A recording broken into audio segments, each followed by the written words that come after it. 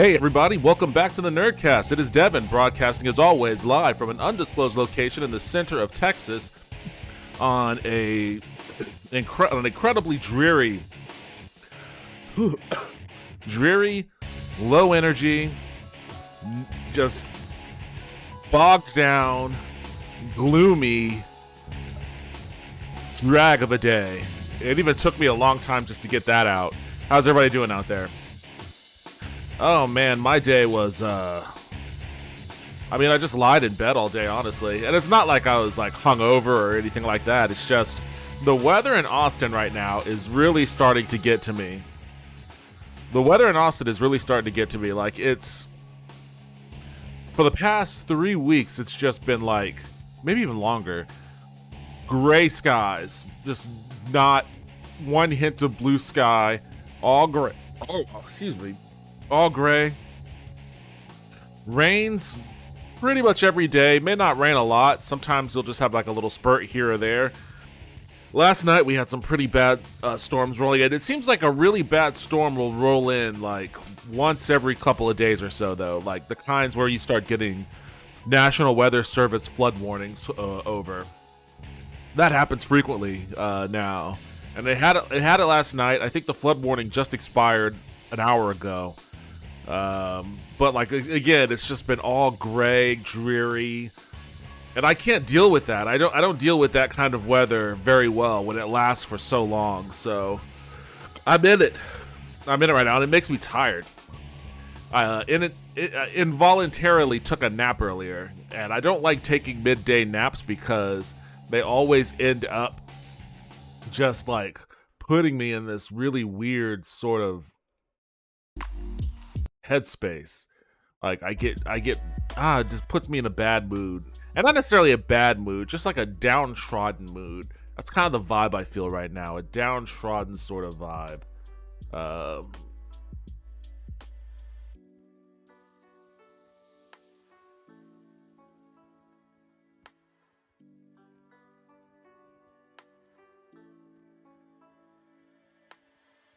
I was looking up some stuff on see, I can't stop yawning either.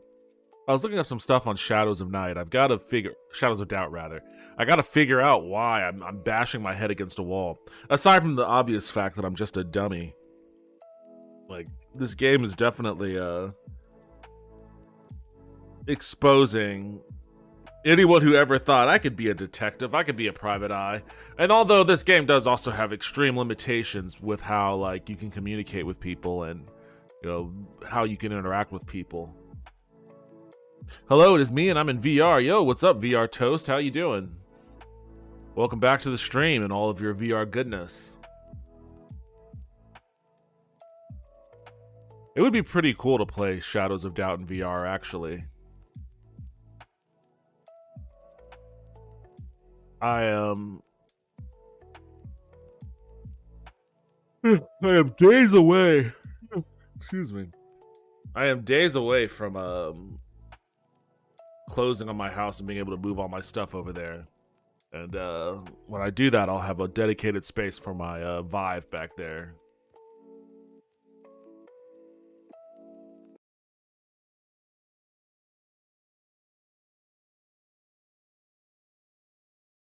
You don't gotta feel bad. You don't gotta feel too bad. It ain't even close to done. Yeah, I know, but still. And that's another part of it. It's like, so am I running up into dead ends because I'm dumb? Or am I running up into dead ends because, like, the game is unfinished and I just encountered, like, some issue? That is a problem with early access gaming. And particularly with like a procedurally generated early access game, because it's not like there's a linear through line that all players experience the same way, and then that way if somebody encounters an issue, they can compare notes against other players as they, you know, follow that same path. If it's procedurally generated to the degree that I believe it is, then you're just kind of on an island on your own. If anything, this game needs streams like this so the developers can see. Oh, Jesus, what the? Oh, I'm drunk. That's right. I forgot I got shit-faced. If anything, the game needs streams like this so the developers can see real-time reactions to what needs work. Well, I hope that the developers happen upon this stream. I would actually like to get them on the stream so I can talk to them about the development process, because I've got a lot of questions. I remember what I was doing. I think I got drunk out of frustration. That sounds accurate. I think I got drunk out of frustration. There was another murder. This board. This board is out of control. She was the latest one murdered. Jamila McLean.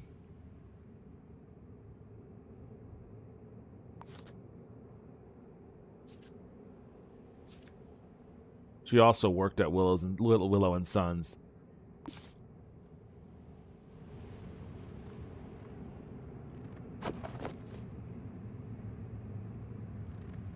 Oh man, where's my house at again?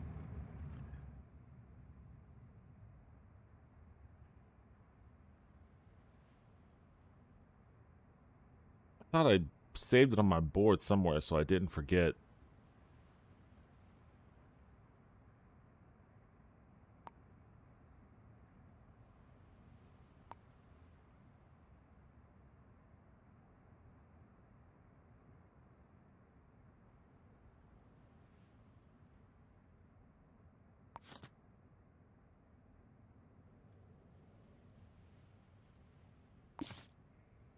Someone else's address book.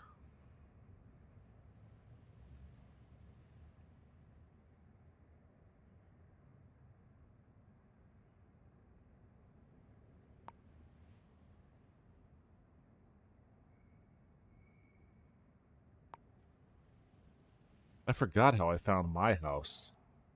How did I find my house?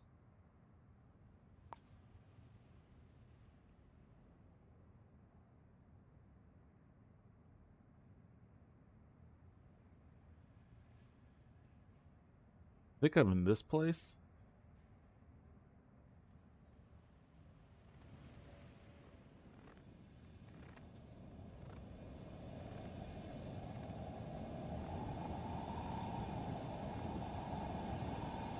Hello, hey Gabriella, how you doing? Welcome back to the stream.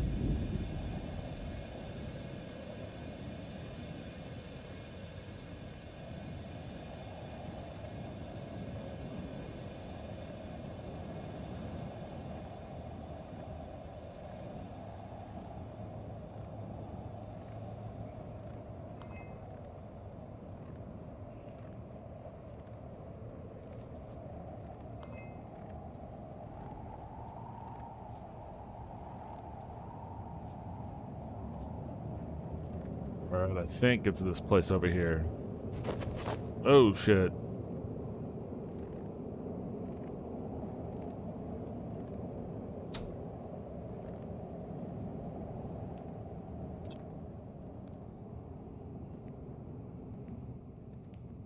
It's kind of eerie how accurate the drunk movements can be.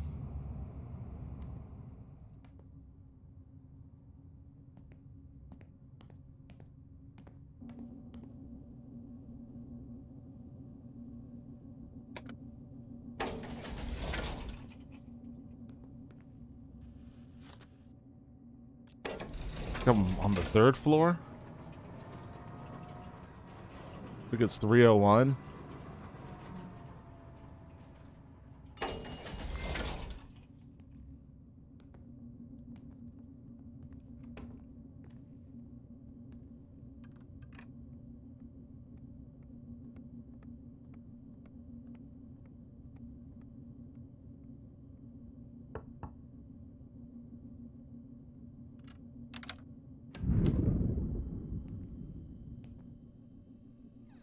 Made it home. Lock your door.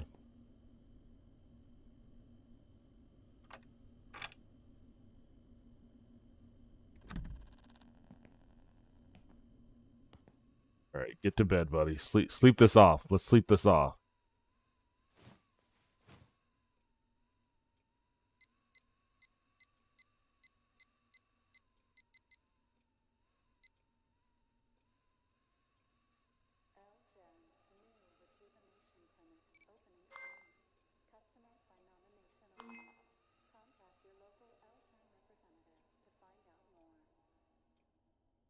Foxborn, yo, what's up? Welcome back to the stream. Murders are about, yo. I know. I'm trying to I'm trying to do what I can to deal with it. I'm still wasted? Oh, that's the worst feeling. That is the worst feeling.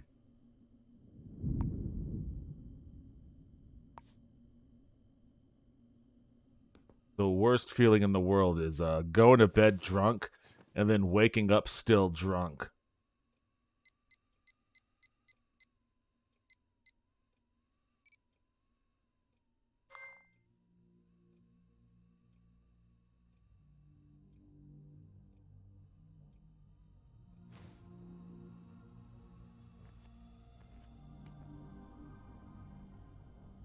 Alright, what does this mean? Oh, I have a headache. How does that affect me? Movement speed penalty. Running will make it worse. This will disappear on its own, or you can find some painkillers. Okay.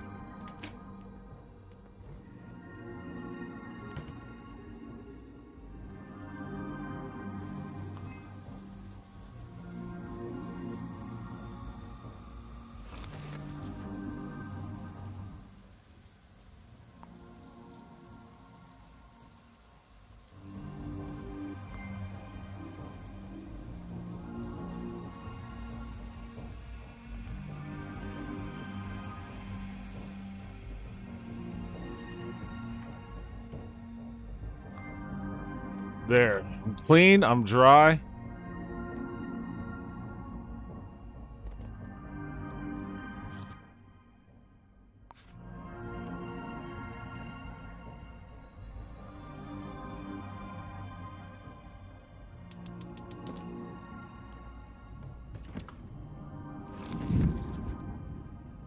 Let's see if I can't cook this synth meat.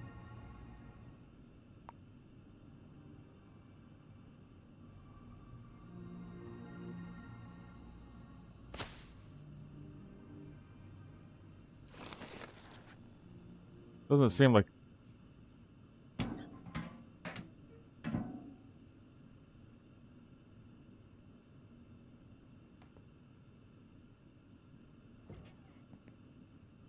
Is there cookware?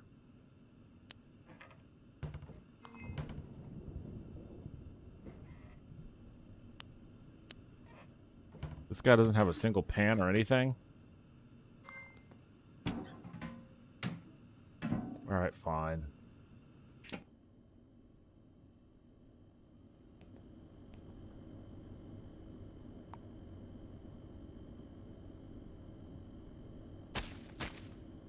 What'd you do that for?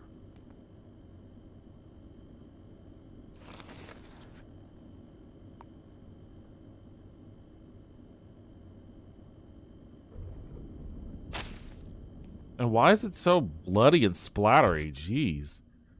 Alright, let's get out of here then.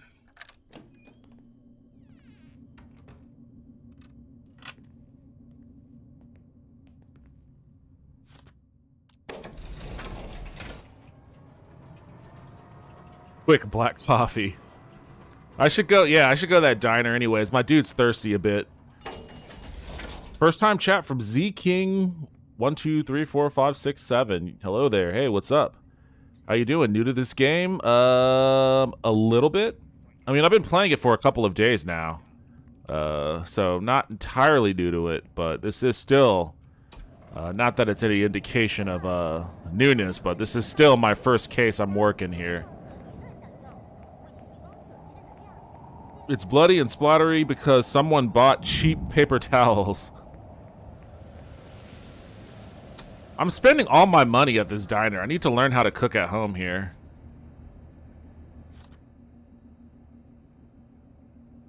Grab a burger.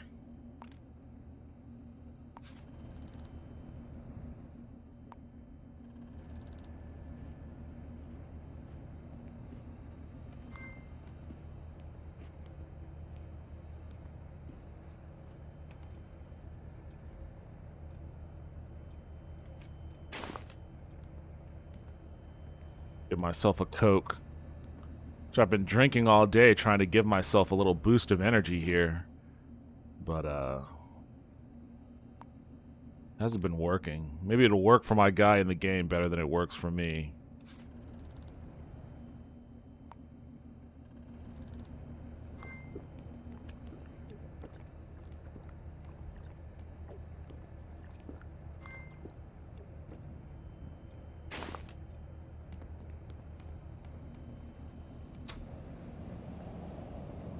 Alright.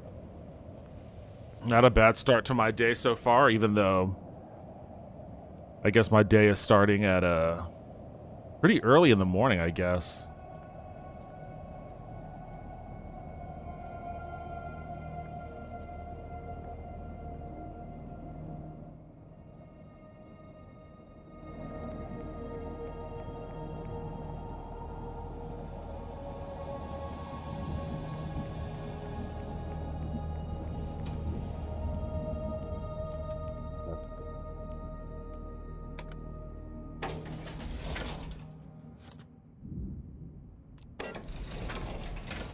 I think it was the sixth floor. Maybe the 7th.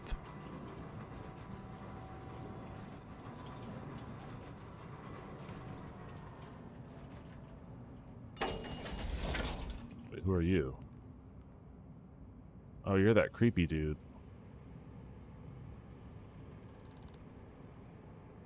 So I say ueno. You saw someone suspicious. Saw the same short dude everybody else saw. 601 De Vere's to that's where McLean was found.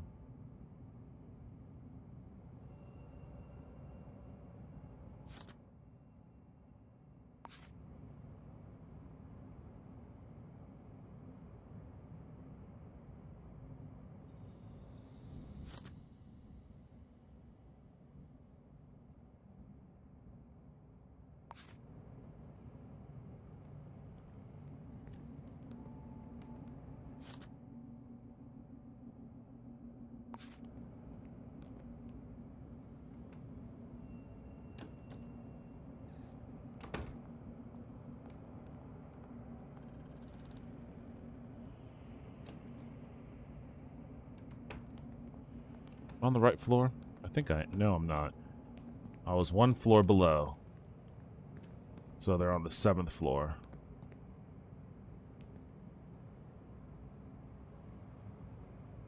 Looks like the security is going off.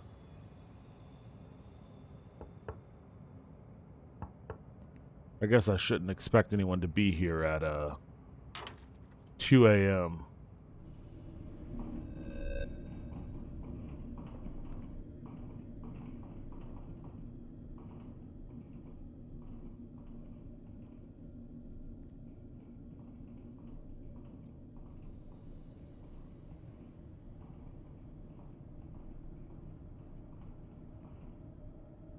You know what? Let me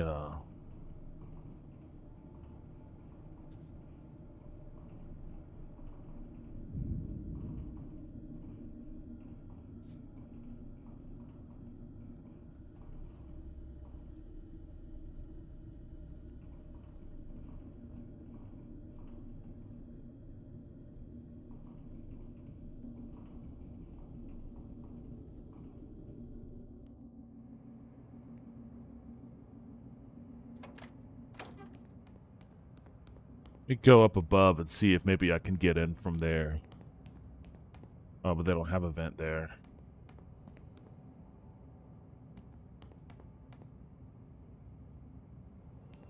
It's never easy, huh? It's never easy.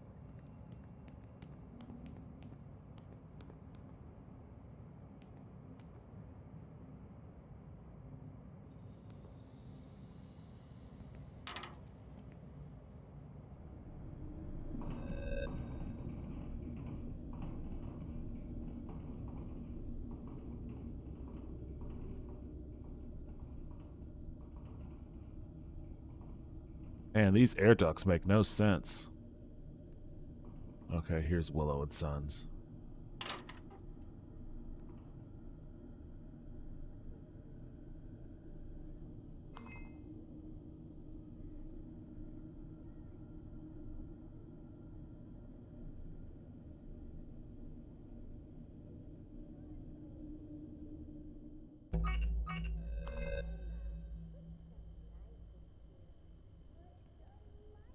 They have cameras everywhere.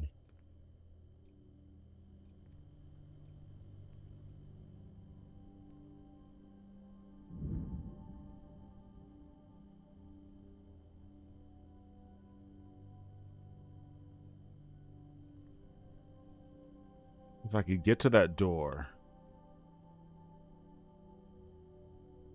If I can get to that door.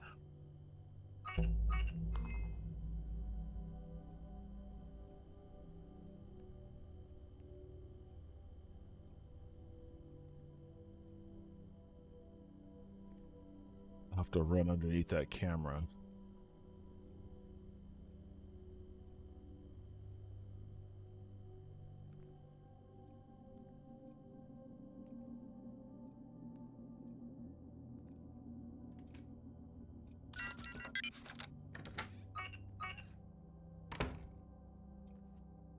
Let me turn these fucking things off. Oops, not that. I didn't want to turn that off.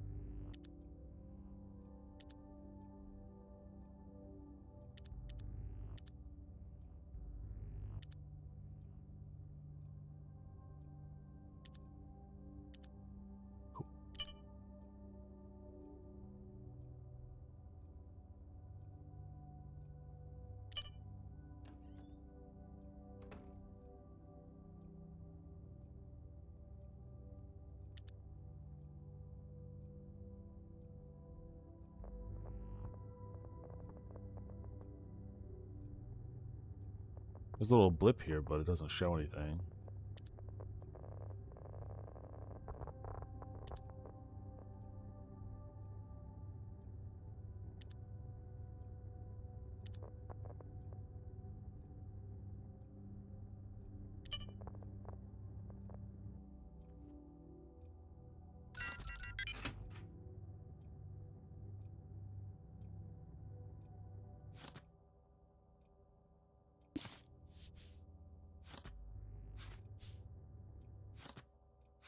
I don't know why they would have blank crumbled paper in the safe.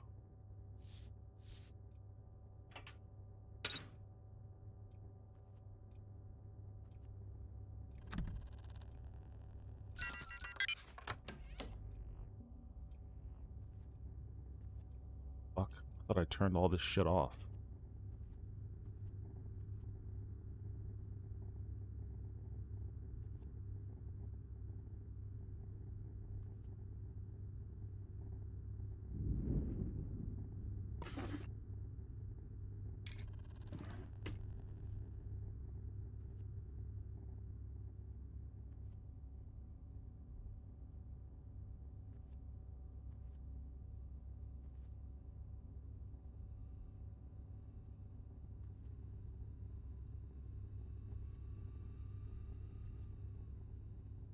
Hmm.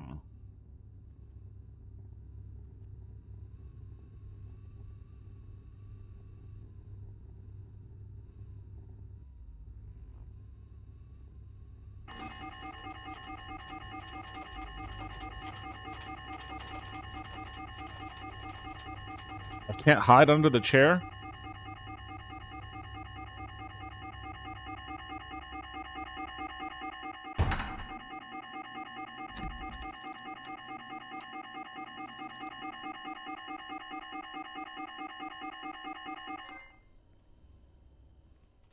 What, is it over? Couldn't get out of the vent either. It was too high up.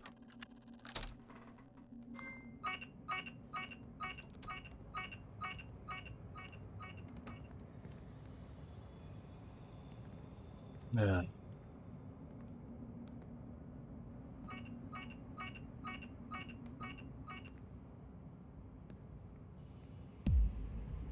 Wait, what? Who the fuck are you?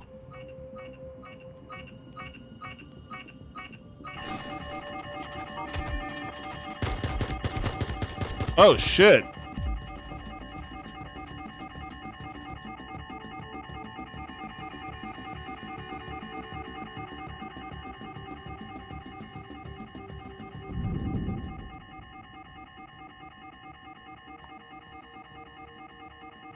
I have a gun, but he only uses it like a club.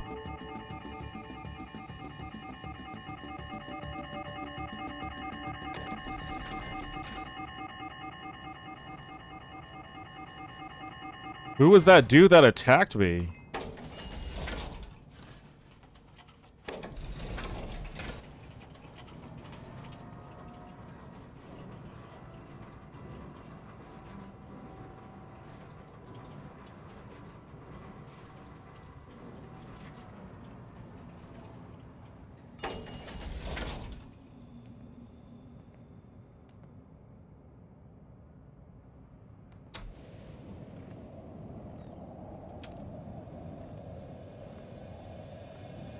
All right, so what's ailing me right now? What's tripping me up?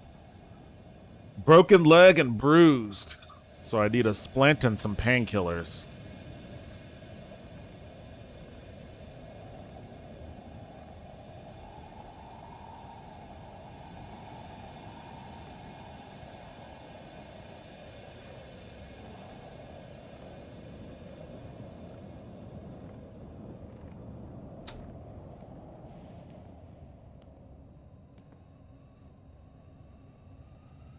Something, no, there's a stool there.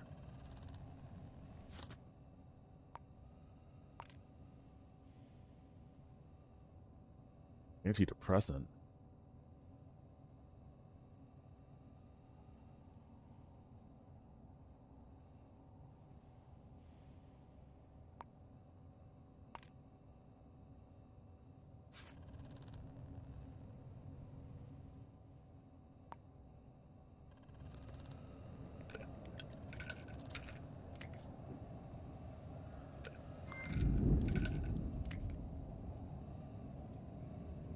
Numbness works too.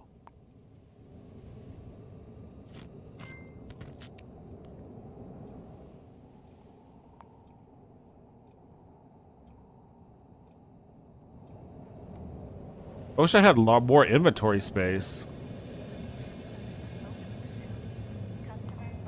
I don't want to get rid of this stuff right now.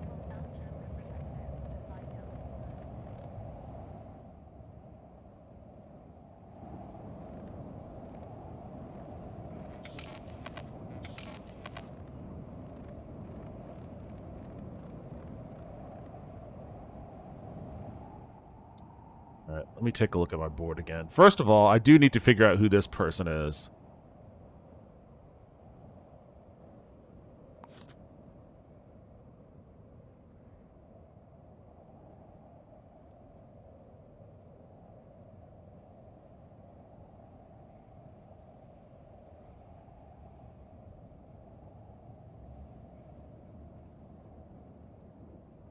You got a pay slip. Juan's son rental deposit, $694. What is Hayuan's son rental?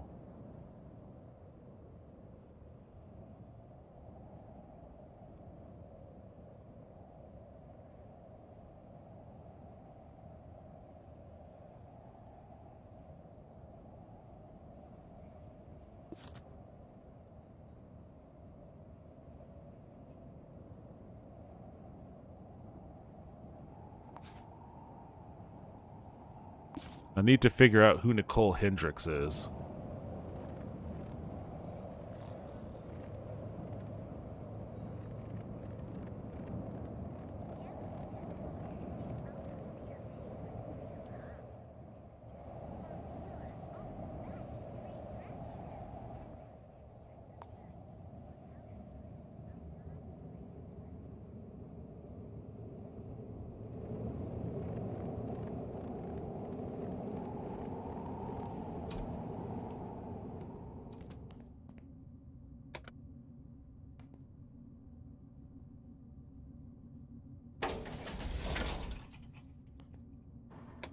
How about you wait for the elevator to come down before you step into that?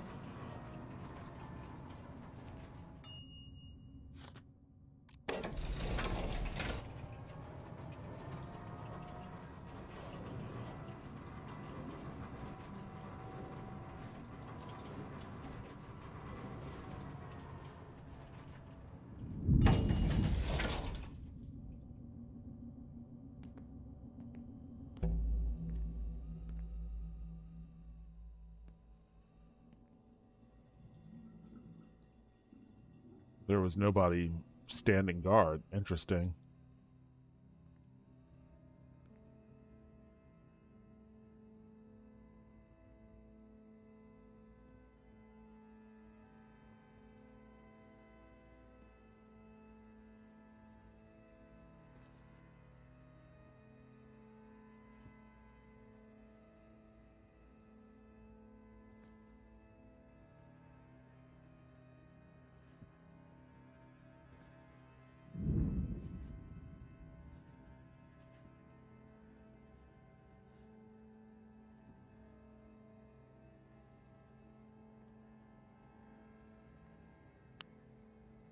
I don't know what that's supposed to be.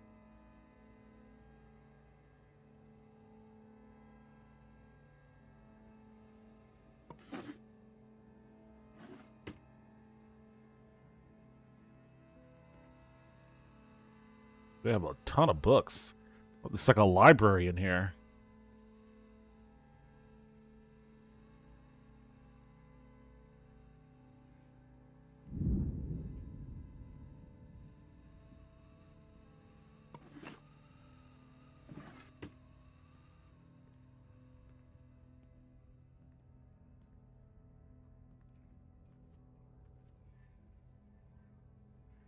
Control pills.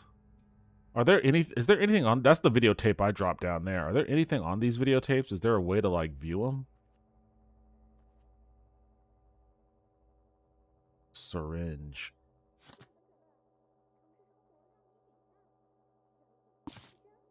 I have that note on here, right? Could have sworn I did. Maybe I didn't.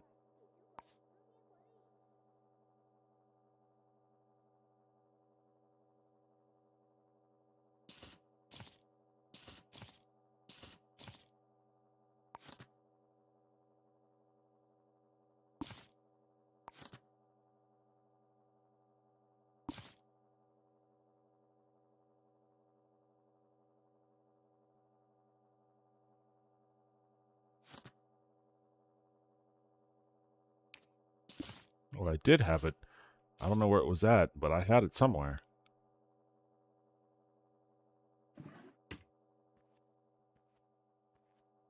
So it said she was like a street stall vendor.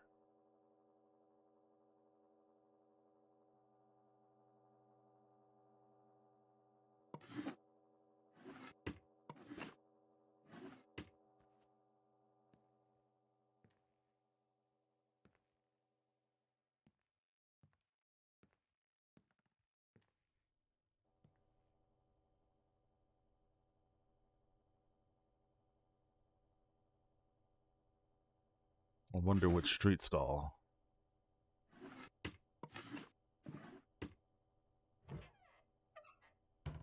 The thing about this game is like you'll have these people who will be murdered and like they'll have like spouses or boyfriends or whatever.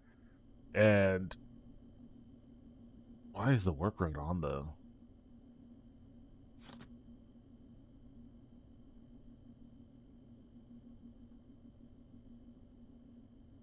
Do I not have her thing on here? I guess not. Oh, there you go. But like their spouses or significant others will end up being killed. What does that mean?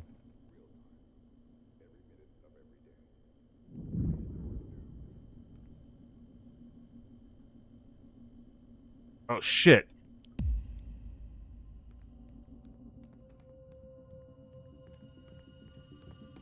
Man, this guy sucks. He's just getting caught left and right.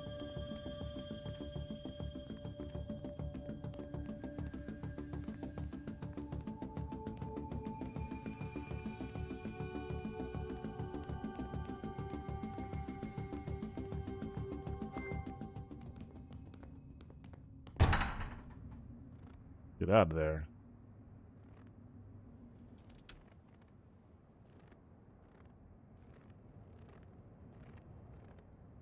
Alright, well, let's start investigating these street stalls. I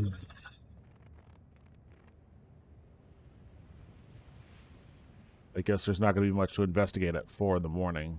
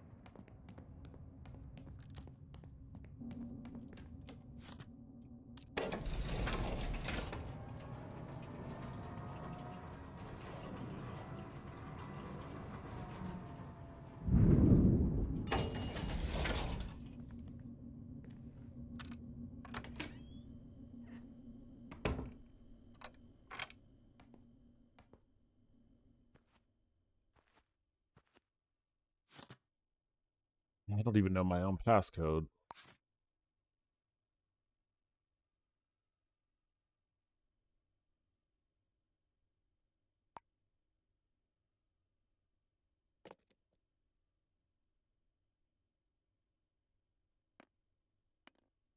You son of a bitch. What under the fucking... I went behind the desk. Damn it. Now I'm not going to be able to get that.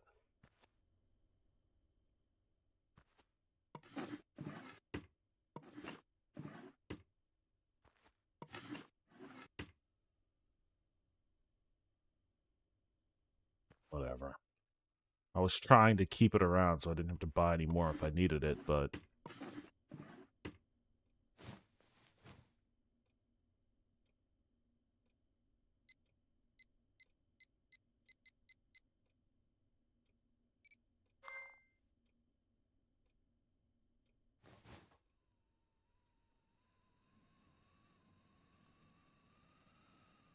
I don't get it. Why is that not the time that I had set to wake up?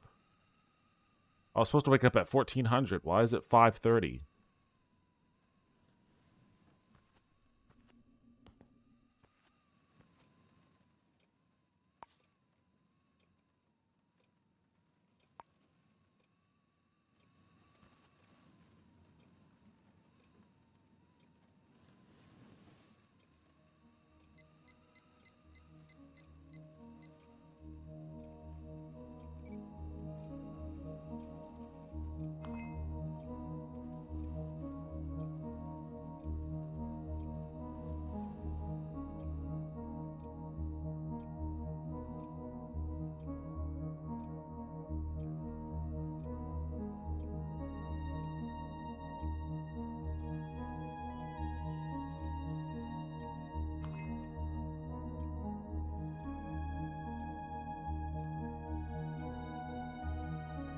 Just sitting here watching the clock, literally.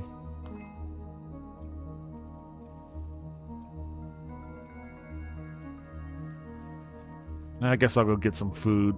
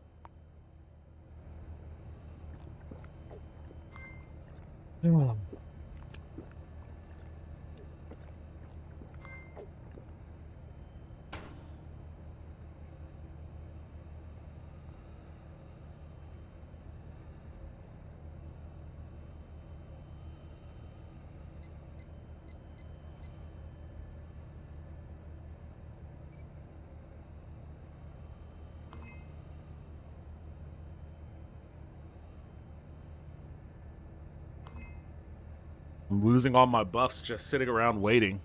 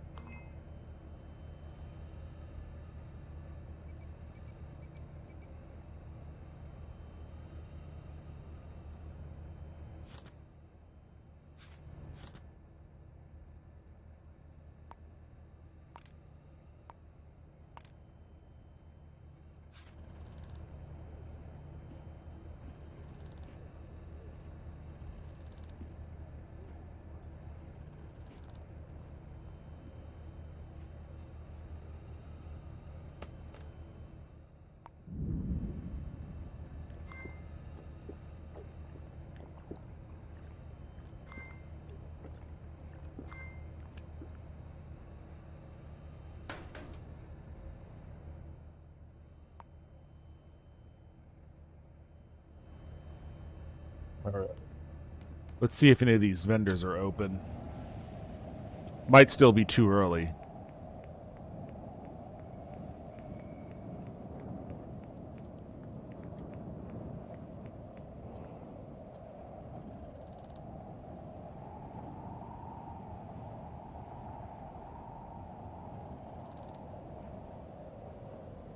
Austin Wells.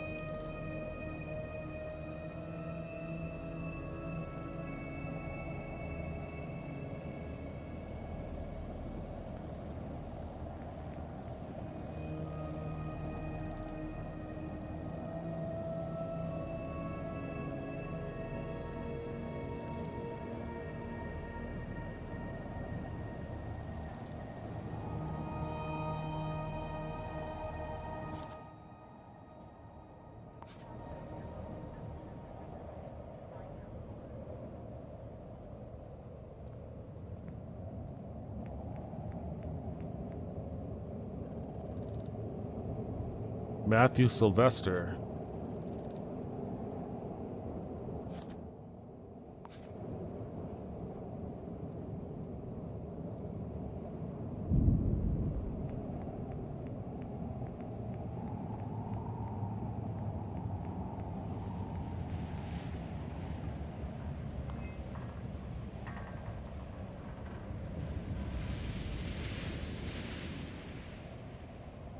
Ben Weiss.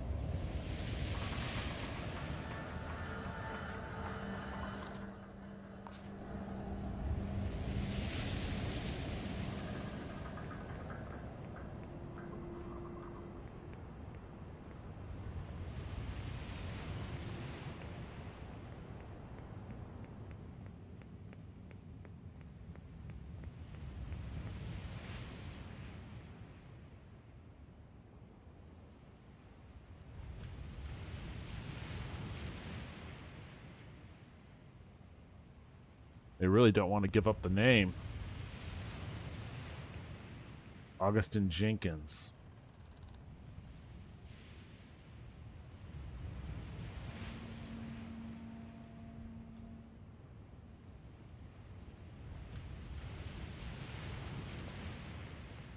Not spending any more money on that dude.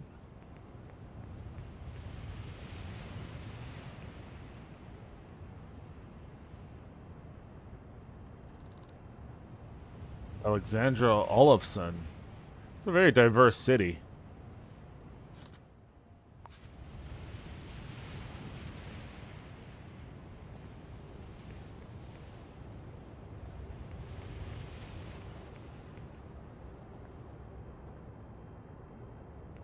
Huh. Never noticed that alleyway before.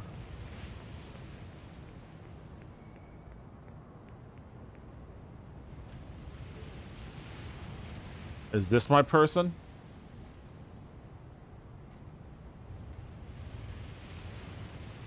Nope. Aoi Hasegawa.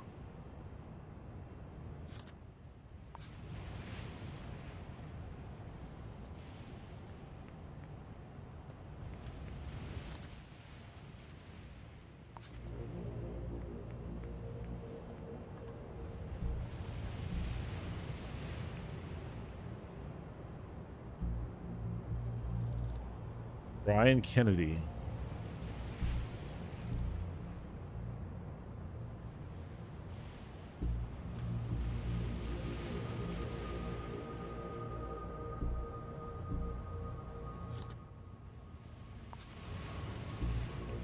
I'm gonna have to steal some more diamonds. What was that noise?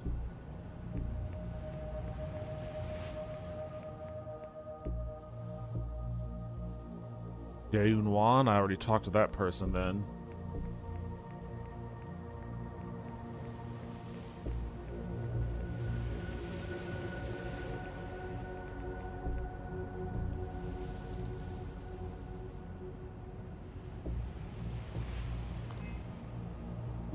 Li Juan Yen.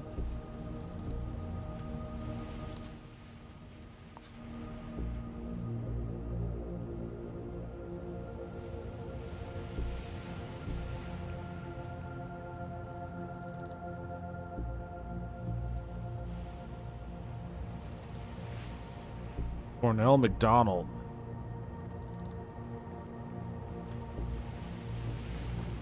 Ah, you're my person.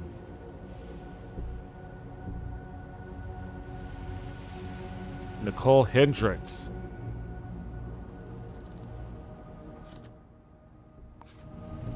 That's my partner, Jamila McLean. They work at Willow and Sons. They live with me. You know they're dead?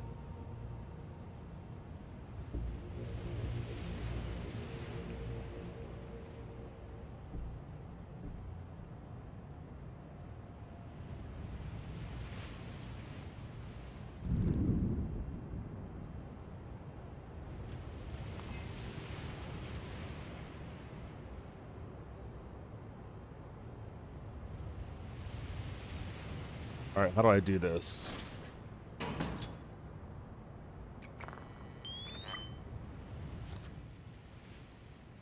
I guess she already gave it to me then. Or actually I already got her fingerprints from her place.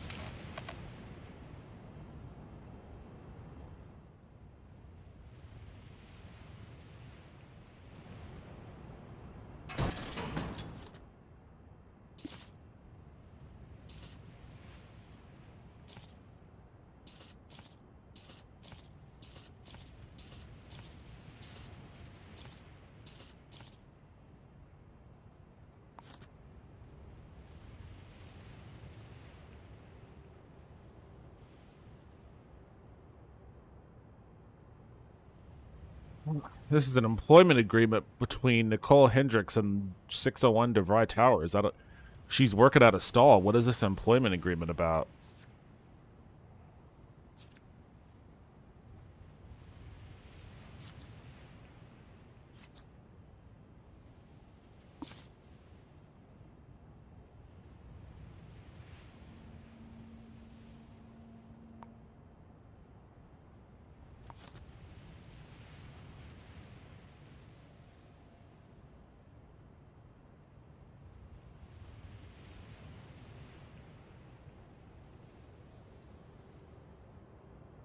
What is this? I want to see what this is. I wonder where I can find this place at.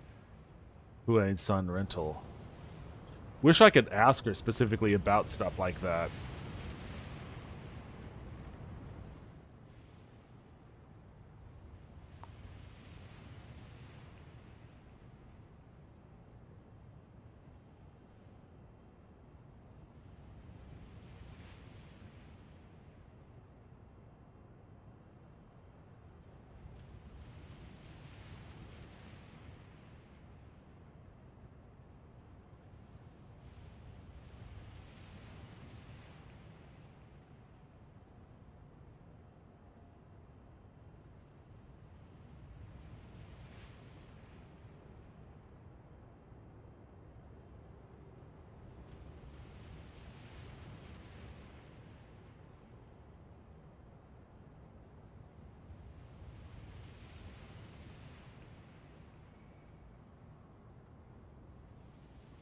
probably gonna have to go. Actually, that's a good idea. Let's see. I wish I could have also put that city directory in my inventory, so I wouldn't have to like go back. Bernard House. That's not where I want to go.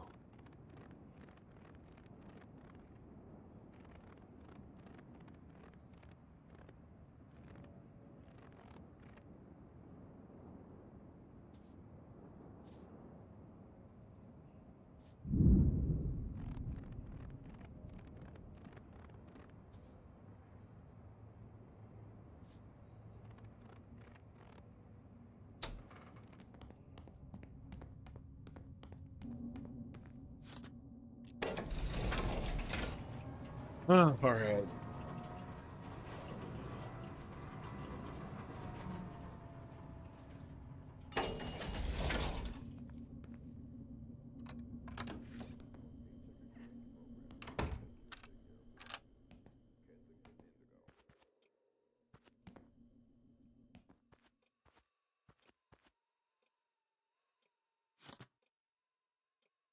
All right, what am I looking here?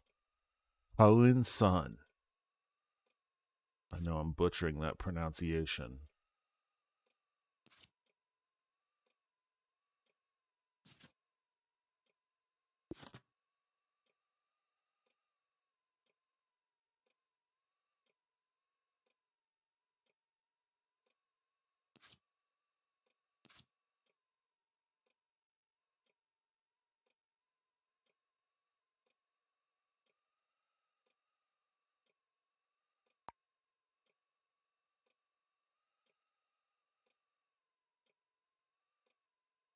Is this where I want to go?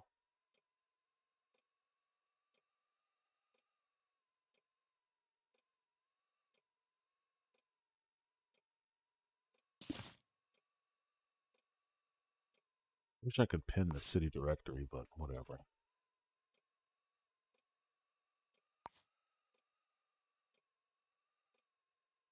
Where did that thing I just pinned want to go to?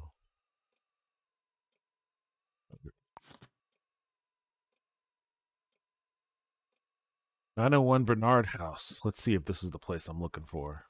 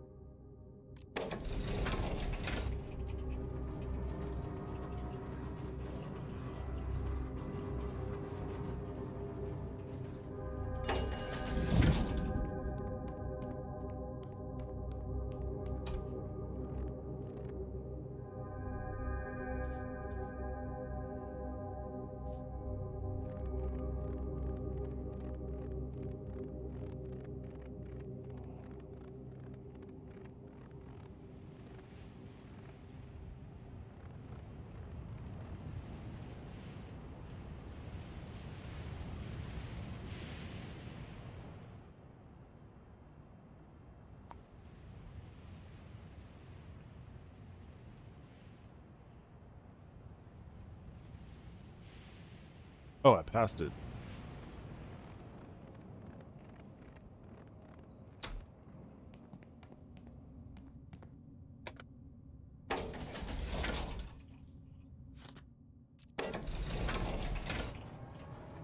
The fuck? What is going on here?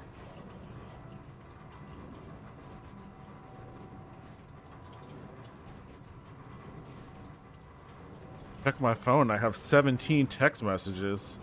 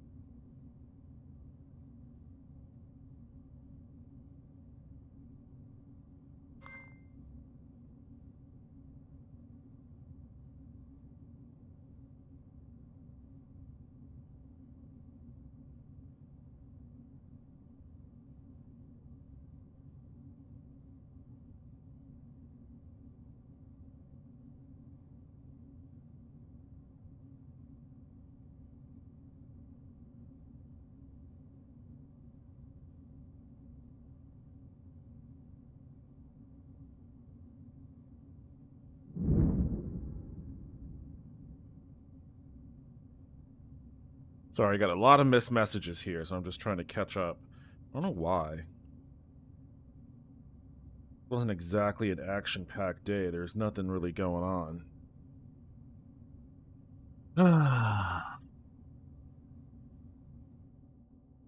9:01.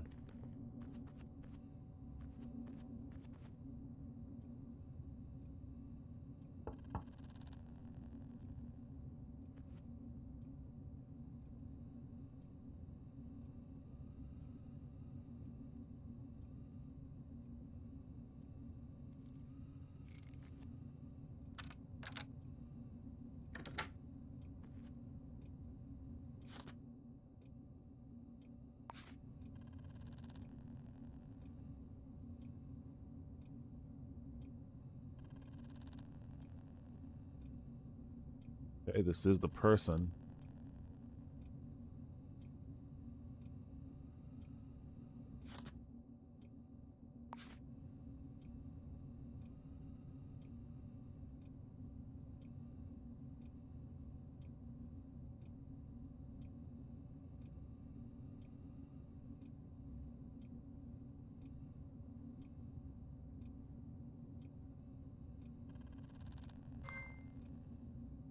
Alright, I got a guest pass to go into their house.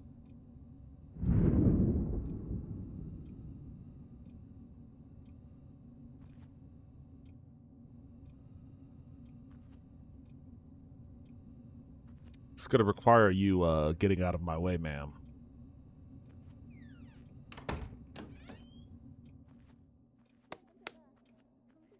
You bitch.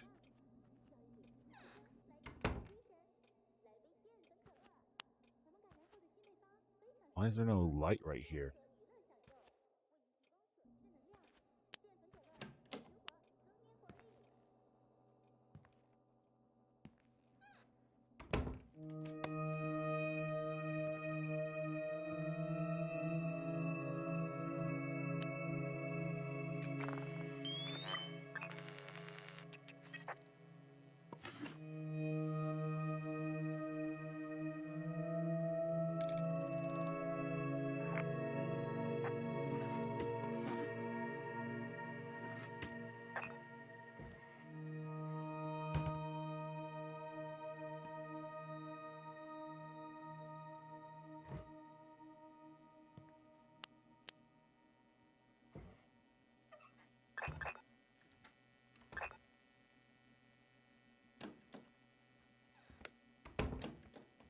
Well, you go to turn the lights off on me, you little bitch.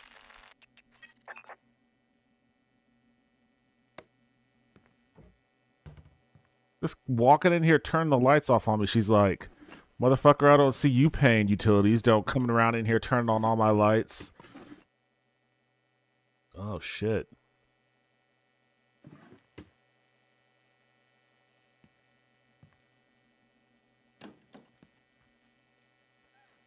What the hell are you doing?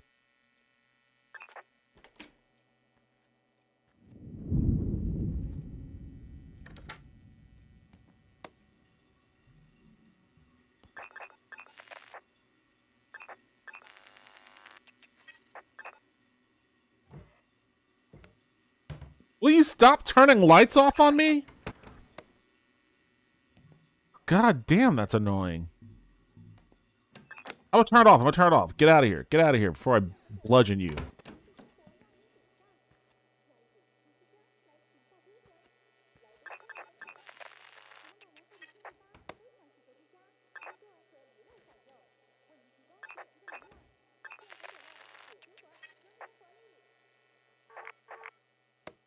Boy, there's nothing worse. Go away. Don't you have something important to do?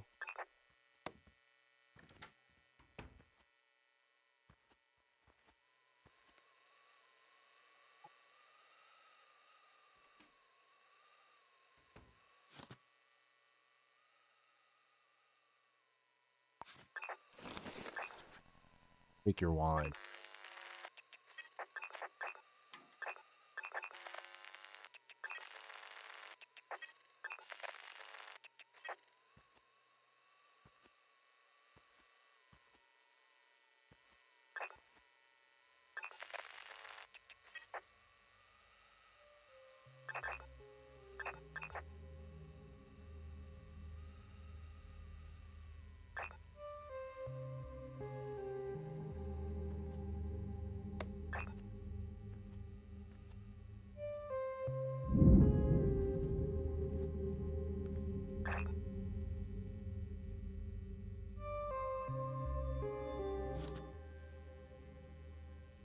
Landlord.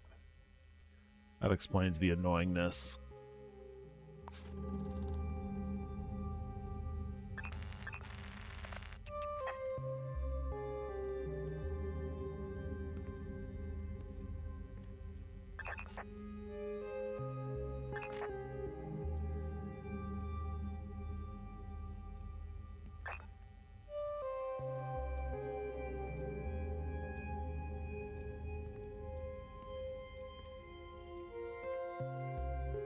Did she not have a fridge in here?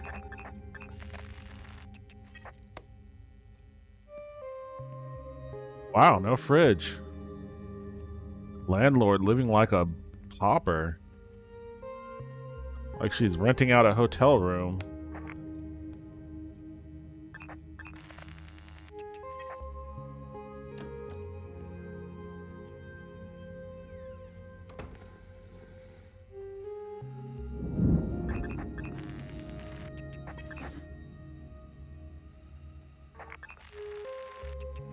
I will say, this woman has, like...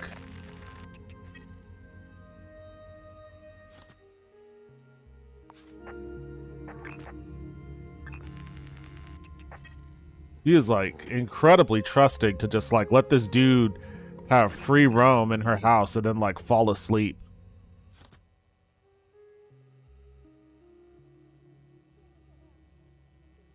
The year you were born.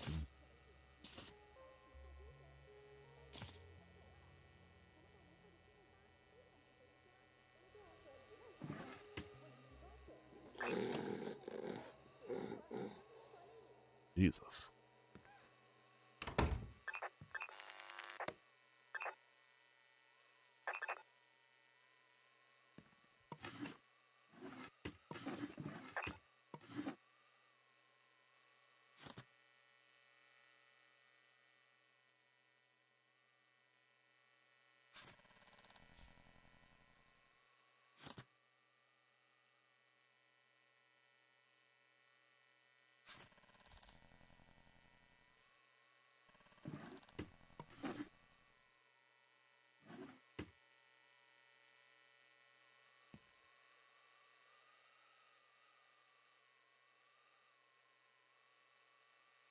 Eel.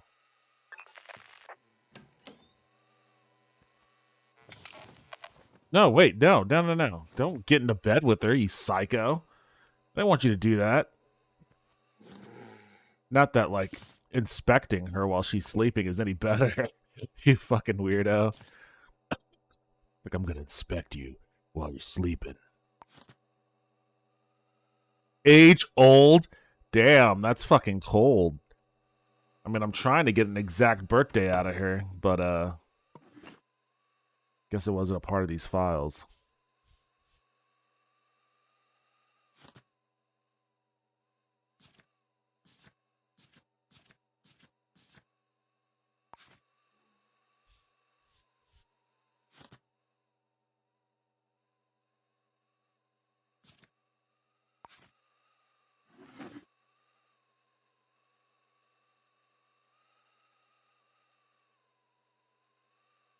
The landlord has landlord. Landception. Unless she's, like, making landlord leases or contracts for herself.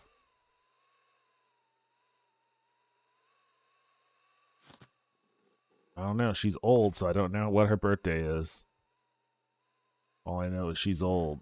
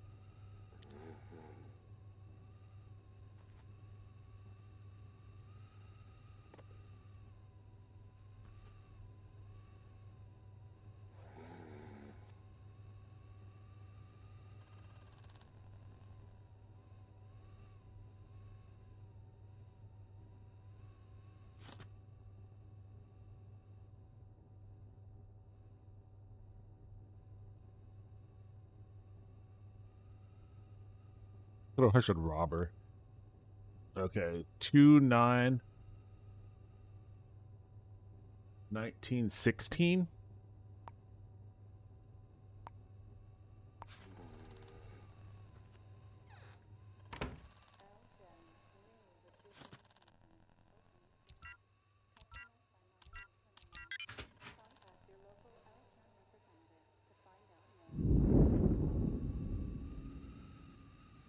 Alter height by 15%.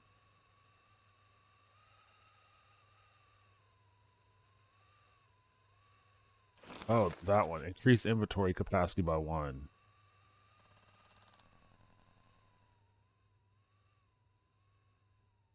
Do I want to drink this? Not just yet. I don't want to drink it just yet. I don't know what I'm going to drop, though. I guess I'll just get my booze someplace else.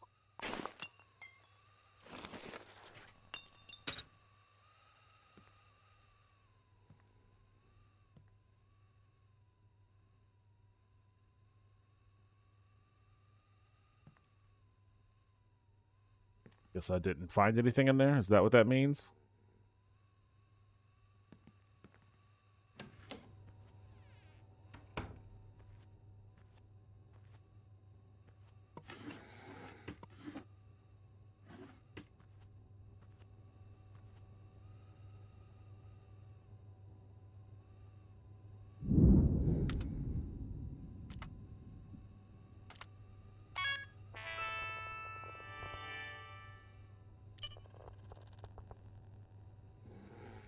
Oops, I didn't want to do that.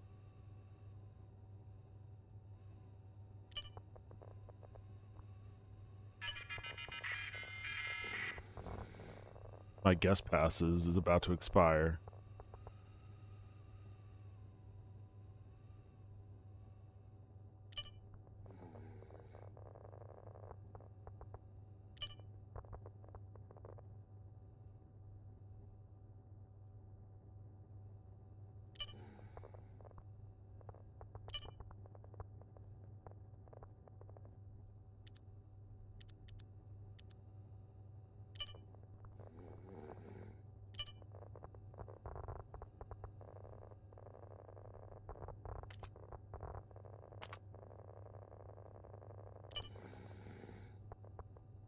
Hmm.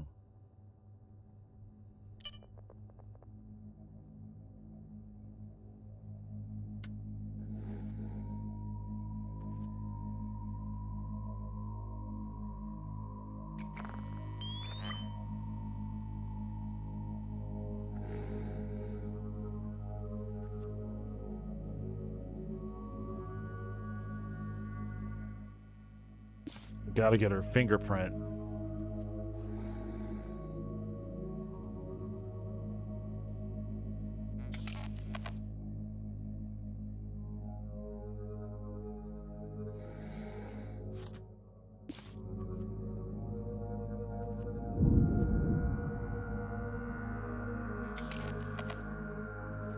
Give me that fingerprint.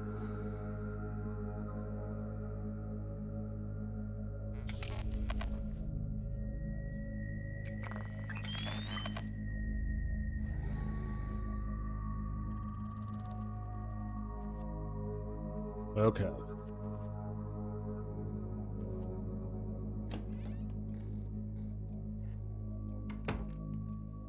Alright, I'm done, I guess, being a creep in this place. I guess there wasn't really anything in here. I was hoping there'd be some kind of, like...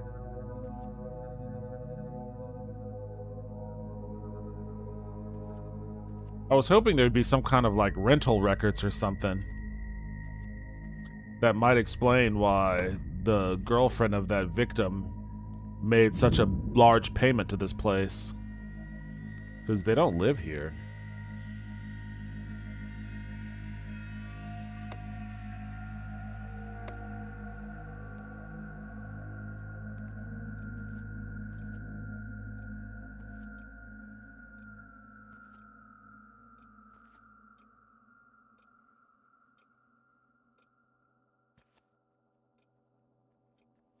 Oh, you little...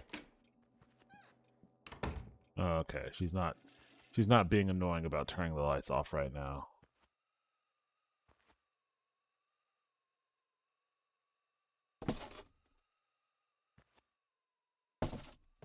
Making sure nothing's hidden under there.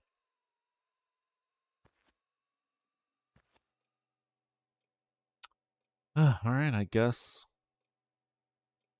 nothing doing there.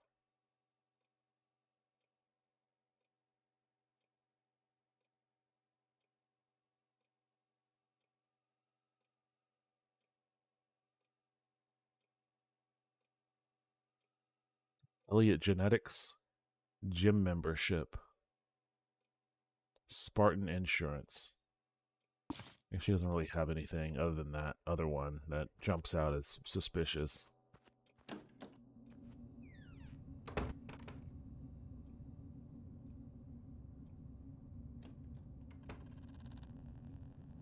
Take your key.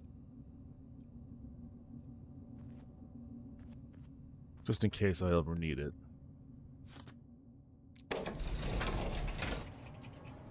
Hey, yo, what's up, Royal? Welcome to the stream. How are you doing? I like your hat. My beanie? I like it too. Thank you. This looks fun. It's fun. It's frustrating right now. I'm at a dead end. I don't know what to do. Trying to get clues to catch this killer, but the clues are few and far between.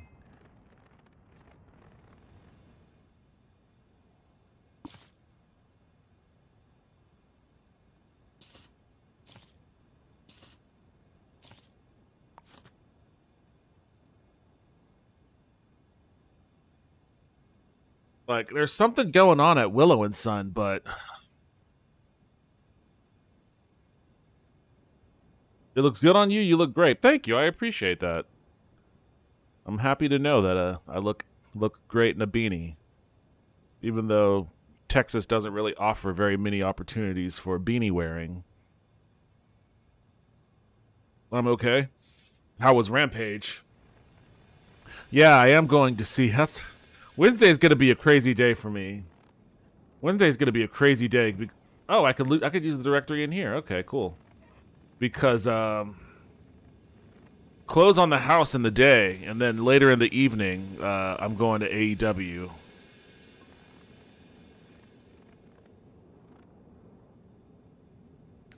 So Willow and Sons, all of their employees are starting to die now. I have 3 victims. I have 3 victims. I have I can't remember. Ha Jun Yu, the first victim, Ha Jun Yu.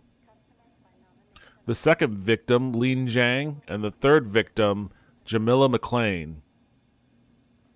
I think she was their spouses, I think, are red herrings. Noella Crutcher is the spouse for Ha Jun Yu. Stefano Romero is the spouse for Lin Jin, and Nicole Hendricks is the spouse for Jamila McLean. I've questioned all of them. I've picked through their houses with a fine-tooth comb, and I haven't really found. There must be something. Unfortunately, because Ha Jun Yu was the first victim, and when I first started playing this game, I wasn't quite as thorough going through his information, so I don't have a lot to work with off of him. Unfortunately, other than the fact that he was killed with a shotgun. Maybe I should go back and inspect his apartment. Maybe I'll do that. Where is he at? 1301 Solano. Maybe I'll go back there. Yo, Haunted Wisp, what's up? How you doing? Welcome back to the stream. Is this an AI procedural game or just a procedurally generated mysteries? Are the NPCs based on AI? I believe the cases are procedurally generated. I don't think the NPCs are, or at least their dialogue. Their dialogue is all the same. So unfortunately, that's a big problem I feel in this game, for me at least. Like, there is a lot. I mean, I feel like There's a lot I would like to like interact with these NPCs about to try to actually solve a case, but like you're very limited with what you can ask them. And when you ask them something, they don't really they don't give you a lot. Their answers are all very, very short.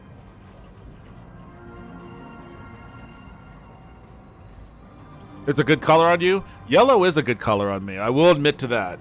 Yellow is a good color on me, and I need more yellow flair. Oh man, nice. This game's fun. I do like it, but it's definitely all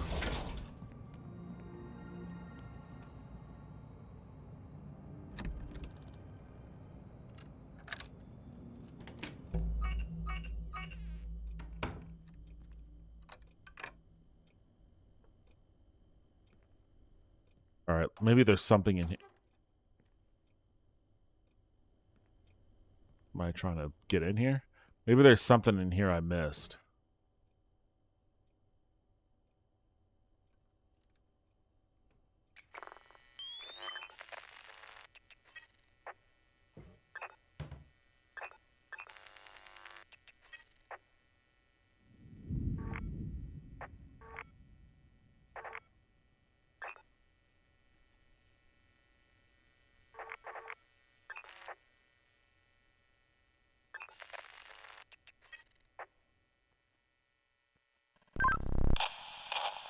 Damn it, another one? I gotta get over there fast. Damn it, I locked myself in here.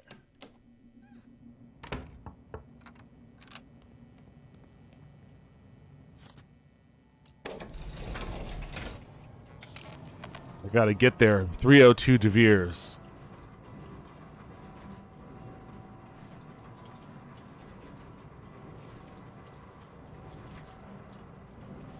I gotta get there before those damn cops get there.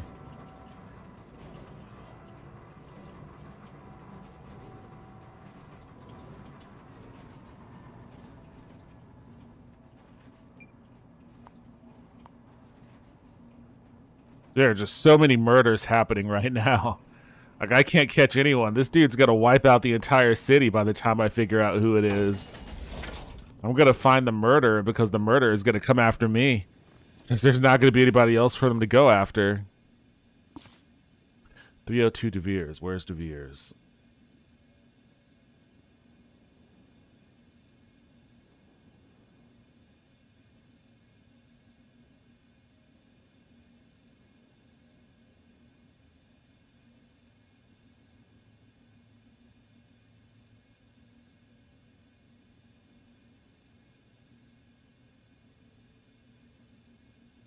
Straight ahead.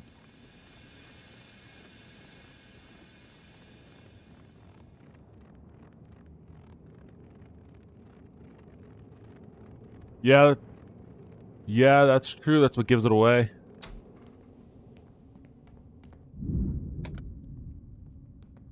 Just gonna fucking huff it.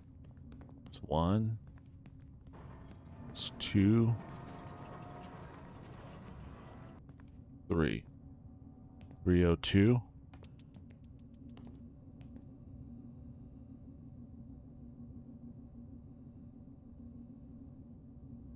No key. Damn.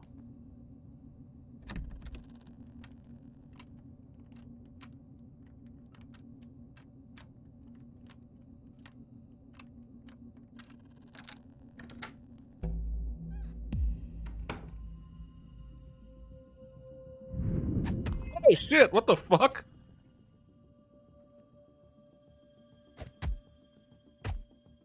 Fucking draw your fucking hands. What happened?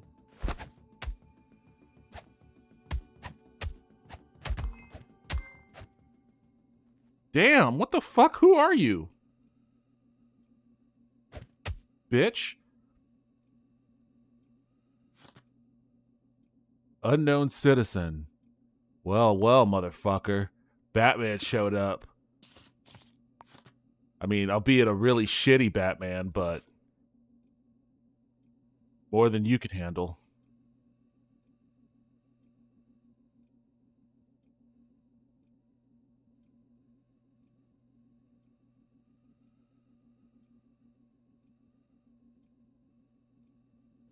Did I not find anything on him?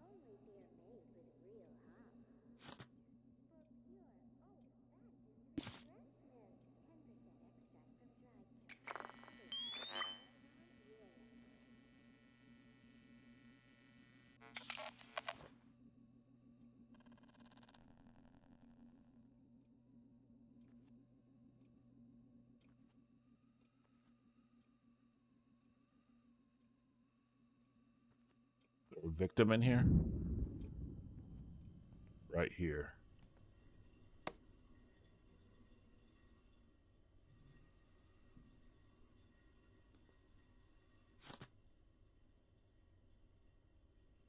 Oh, this guy.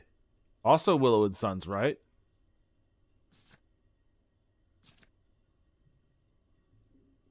Yep.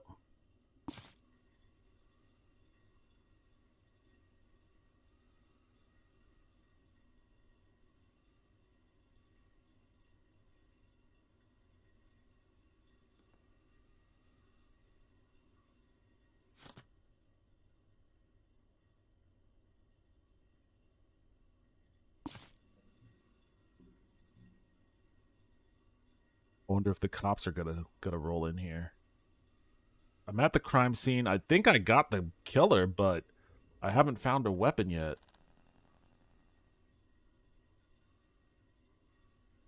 Oh, okay. I see why that was happening.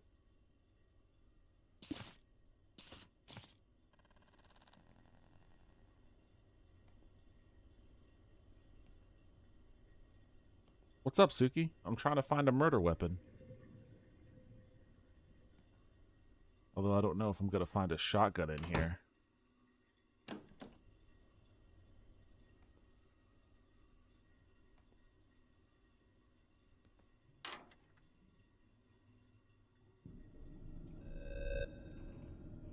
Shotgun's not in there. Oh, shit.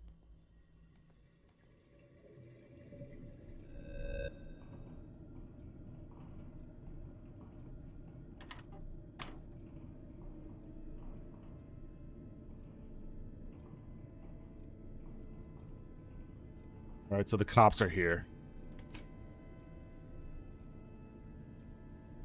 Damn. Did you decide to stop being an exorcist? Yes. For the time being, at least. Well, do people just keep killing people until until you solve the mystery? I would assume so. This is the first one that I've played in this. More of a bat guy than a Batman. Batmite. Yes, this is very Batmite of me. Shouldn't be hard to do that if they do bribe them with donuts. I wonder if I could do that. I think I can buy donuts at that shop. When are you going to play the games I mentioned that are boomer shooters because they were on Realms Deep? I'll get to... There's a lot of games right now that are on my list, Gabriella. I mean, there's a lot of releases. This game came out. I've got Zelda. Advance Wars 1 and 2 came out. Like, there's a lot on my list, so I don't know when I'll get to it. I will get to them, though. But my plate's a little stacked right now.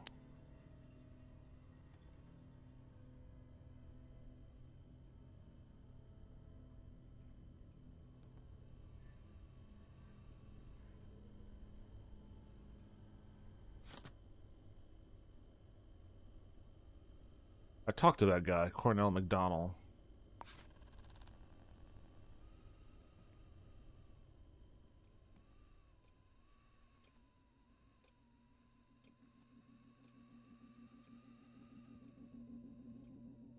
I mean, guys, I got the killer, I think. I don't know what you guys did with him. His body's missing. But I wrecked him.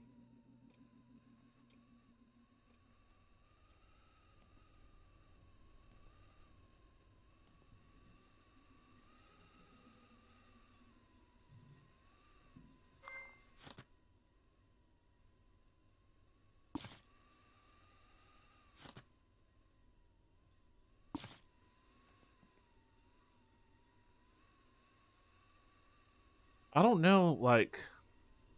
I don't know why there wouldn't be a murder weapon in here, because he didn't get away. He ran into me, and then I punched the shit out of him. Well, I don't know why I would have a hard time finding a murder weapon.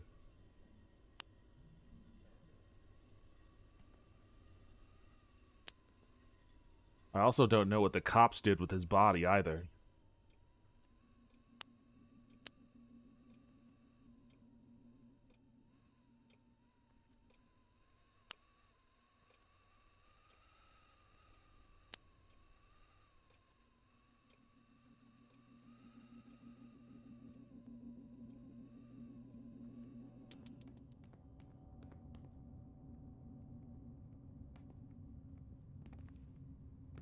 You know what? I've got that guy's face, though, so I'm gonna hit the streets and I'm gonna ask people if they know him. Someone's bound to know him.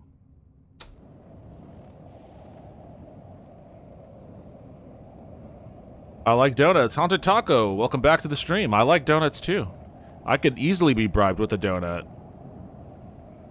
Oh, it's you.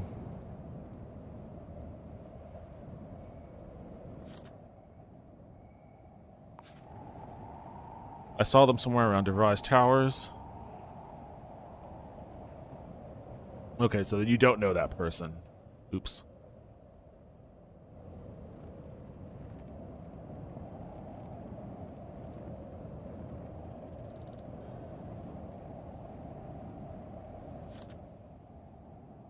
Anything good in the fridge you can eat on them?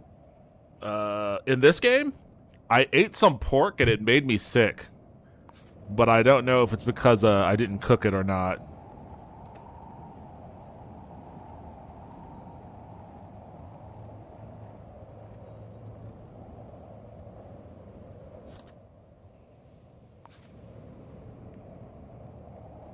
City Hall. You know what? That's a good place for me to start. Let me go to City Hall.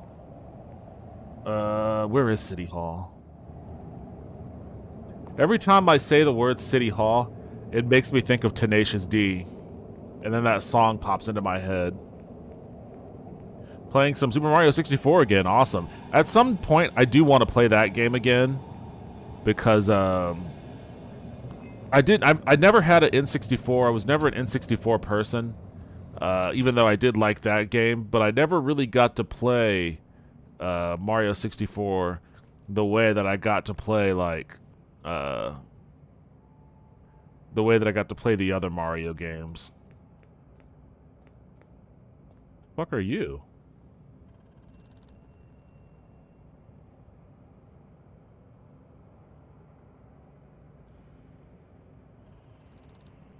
Leonardo Gallo.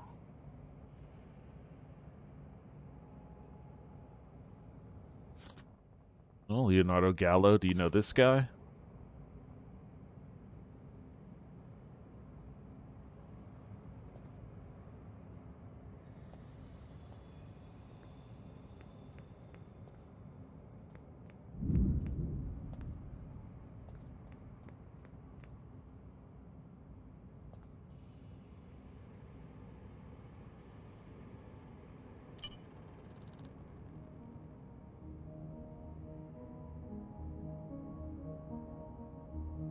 Oh, is this guy a cop?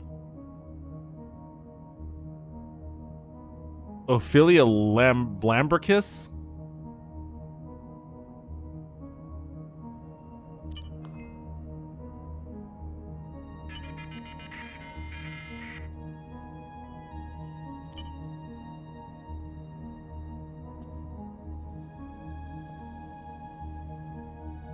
I don't know what you were doing down there, but you're kind of creeping me out, Leonardo Gallo.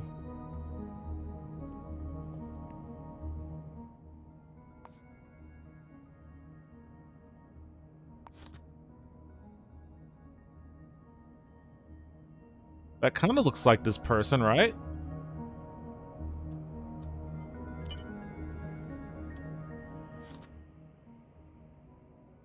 No, I guess it's slightly different. Slightly different. Slightly different. Okay. Not the same person. Fair enough.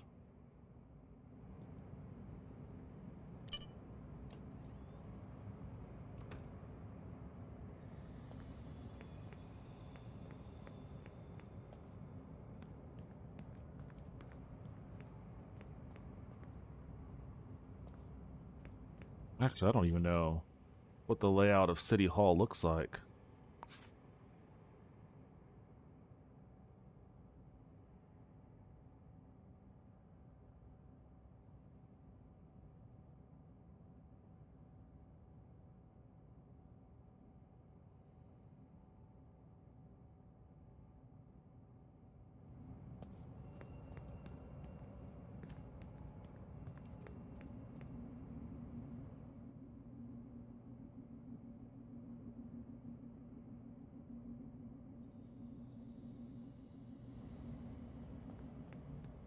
I don't know if they have like detention cells here.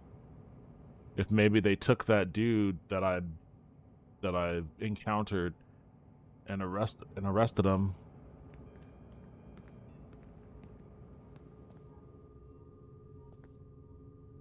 Fuck.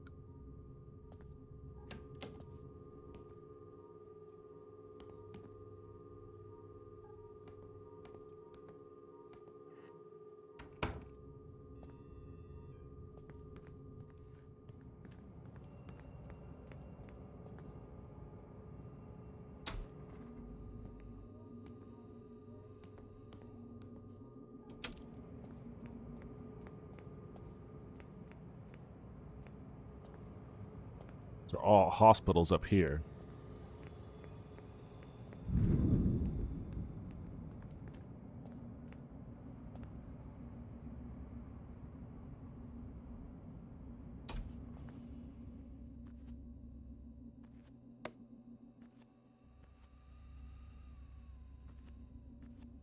Guess they wouldn't have it over here then.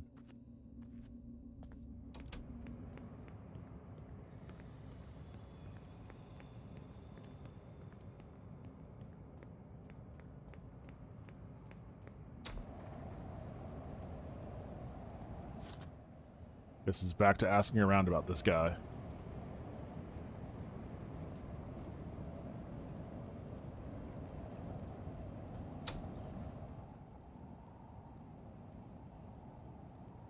Mario 3 for me? Yeah, Mario 3 and Mario on the SNES were the last ones that like I really, really played like a ton of. It's an unpopular opinion, but I favor the DS version. I love the N64 version, but the DS version had so much added to it. I didn't even know there was a DS version. He's making cheap wine, bro. You know what the gallows do. Yeah, I guess he is. Or he's making like really weird indie films. Now I want donuts. Maybe he regained consciousness and slipped out before the cops got there. I guess that's possible. I guess that's possible. I also love donuts. I mean, who doesn't? Donuts are awesome. I'm back on my strict diet though, so I can't. Talking about donuts is just gonna make me want one.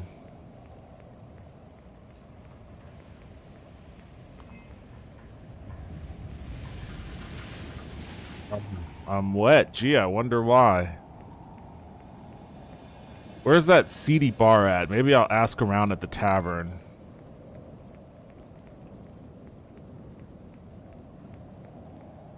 Oh, I'm hungry again.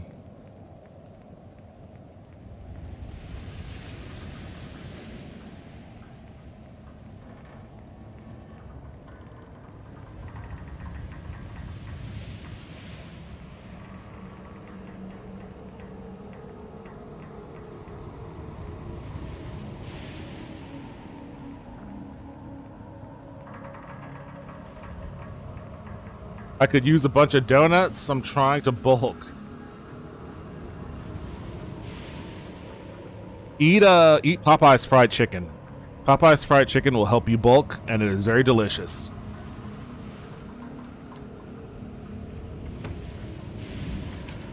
I'm also trying to cut down on the sugar. Yeah, like I've done really well on not overindulging on sugar from August until maybe about a month ago.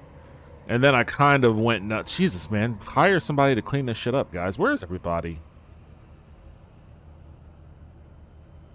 They should be here.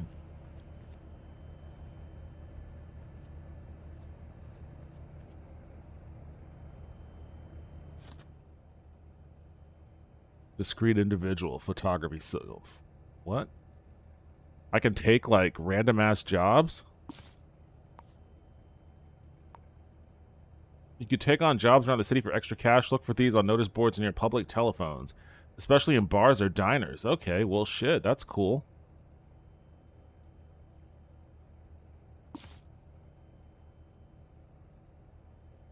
I guess I should call that number then, huh?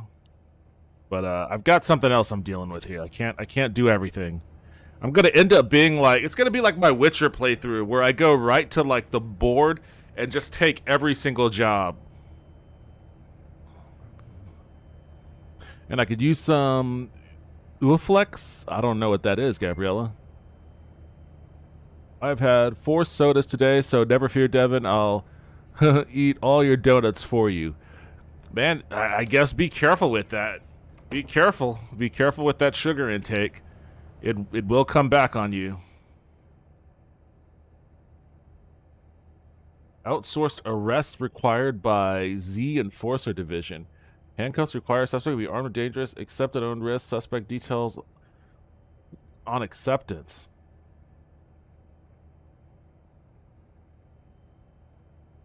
This isn't about me, is it?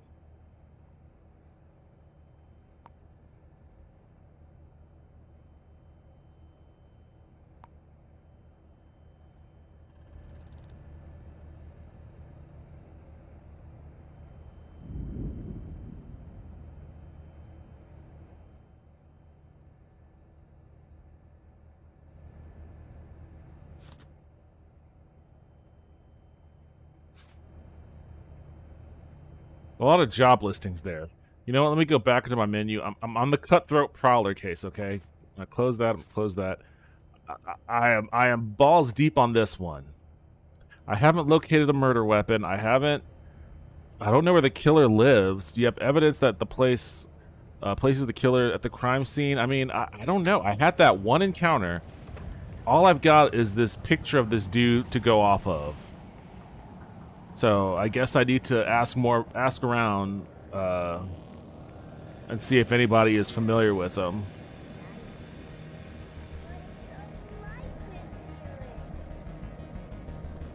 Hey, come here.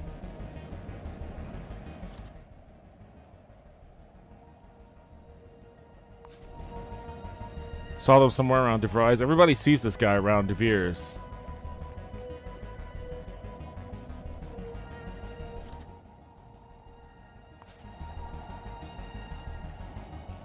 Maybe I should go back to that area.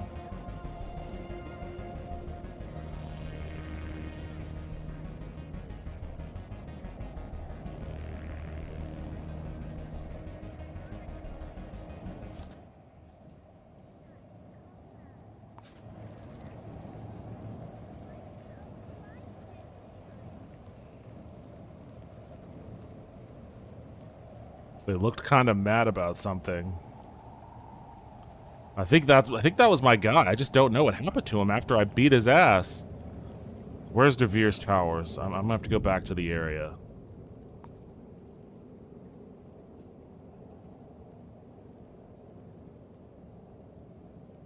Fucking love Popeyes. Popeyes is the best. I absolutely adore their fried chicken. Only fast food that's like good food and not just fast food I can think of off the top of my head.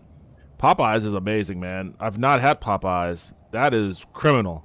That's a criminal confession that you just made there. You need to rectify it immediately. I don't know if they have Popeyes in Colorado, but I imagine they do. Five Guys is okay. I'm not a big Five Guys person, I'll be honest with you. But it's way more expensive than fast food has any right to be. I mean, all fast food is expensive now. Like, it's all pretty damn expensive. I haven't eaten a lot of fast food. Oh yeah, I forgot. You can take random jobs. Some of them give you upgrades as a reward. The jobs are also bugged, so sometimes they're soft-locked. That sucks. I've had McDonald's before, but that was like 15 years ago. I've had Chick-fil-A too, which is kind of ironic. But even that was years ago. I do make my own fried chicken. I mean, making your own fried chicken is good. If you have a good recipe, then, you know, you can always go that route. That's all I've had. No Jack in the Box, no Wendy's. No Burger King. Well, I mean that's good. You have a very healthy meal plan. Then it also explains why you're like 4'2".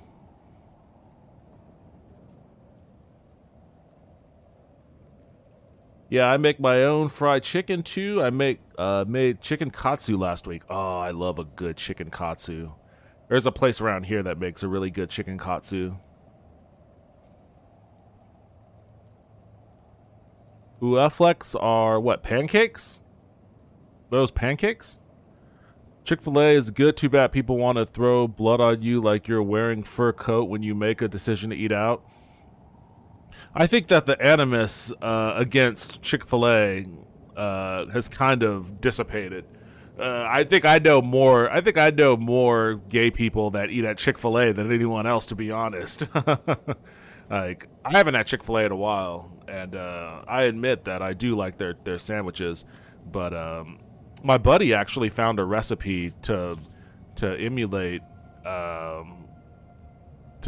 emulate their flavor. He found their secret, the secret for what makes Chick-fil-A really good. And I think what he said it was, I believe what, and by the way, this buddy of mine is like a real chef, like a pro chef. He's actually going to be rooming up with me when I move into my house. He's also the dude that I'm doing the food truck thing with. So if you like food streams, get ready for some food streams on this channel, because there's no way that's not happening with us rooming together. But I believe what he told me was the secret to Chick-fil-A is in their flour, along with all of their spices and other stuff. I think he said they put confectionery sugar in there, and a good amount of it. So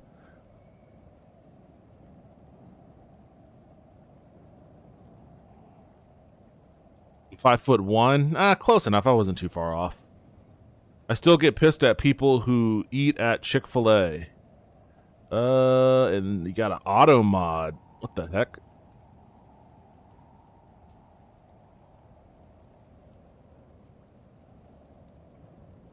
I mean, the fact that they gave support to Uganda's new law to execute gay people is like, don't expect gay people to like you if you eat it.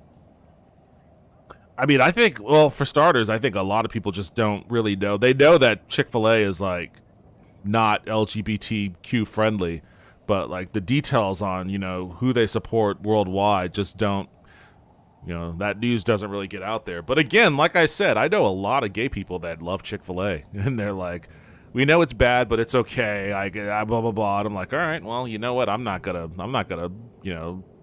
toss you off a cliff over it. Like, I don't go to Chick-fil-A, but there's a, I don't know. I feel a couple ways about like stuff like that. I'm very pro boycott. I'm pro BDS on anything you want to flex your financial support, towards or against. So I don't feel either way about it, but I totally understand people that do. Yeah, those people are assholes. Yeah, I mean, we live in a consumer society. What can I say?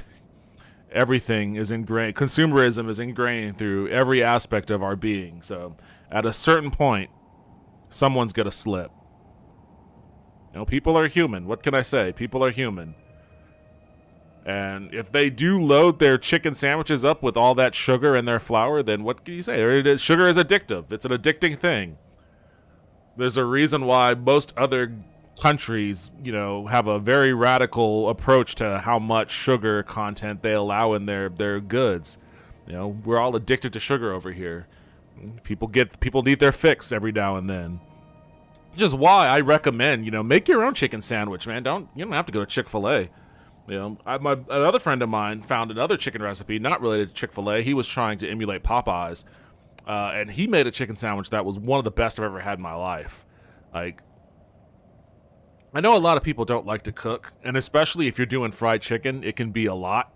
Fried chicken is a hassle to handle, but I mean, it's to me it's fun, and when you nail it, it's worth it, and you don't have to support. Well, you still support. Let me tell you something. You're supporting shitty people regardless. Unless you go to a farm and like you could see the chicken walking, and you're like, I want that chicken. Like, unless it's a situation like that, the suppliers of the chicken or the produce or anything else that you're getting at some store, somewhere down the supply chain, someone's getting abused. Somewhere in that supply chain, some capital owner is giving money to some Ugandan warlord. Like, you're never gonna escape it, unfortunately. And in the organization of the economy that we live in right now. And at least with something like Chick-fil-A, it's the knowledge of it is so prevalent because they are an activist company on the face of it. They're a Christian organization. They don't even open on Sundays. That it makes it easier to identify it and be like, okay, I'm not going to support that. That's great, but it happens all the way on down the line. So you do what you can when you know that you can do something, and then you just kind of shrug your shoulders and say, well, what else can we do in this environment when you can't avoid it?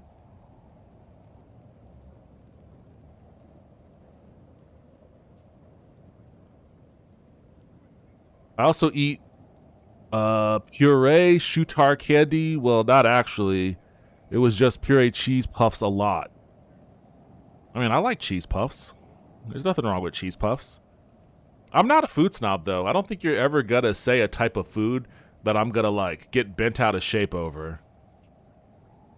I had eaten there since I lived in Boston. I didn't even know they were as homophobic, and I'm gay. Like, that's what I'm saying. Like, a lot of people don't really know. And they don't know the extent. Like, they might know that, like, oh, okay, like, the owner may have said something, homophobic at some point. And, that might not be enough in their brain to, like, completely shut off an avenue of delicious food for them.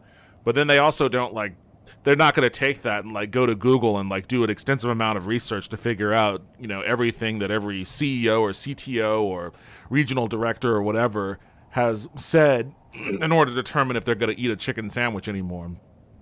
People just don't. Most people don't operate in that capacity. So it's really just like it's a cost benefit analysis that people make. Like, is it really going to be worth it for me to go down this rabbit hole? Do I have the interest? Do I have the time? Do I have the ability to even discern fact from fiction? Like, there's all sorts of crazy shit that people can fall into on the internet that's just flat out wrong. Most people just don't want to deal with it. So even in the case that, like, I get that there are a lot of people, like gay people, that don't really know the extent of what Chick-fil-A is as an organization that is anti-LGBTQ. But, to the extent that they do know anything, like, I get that they don't want to, devote any amount of time to becoming full-blown activists themselves if all they're looking for is a chicken sandwich to eat before they go to work.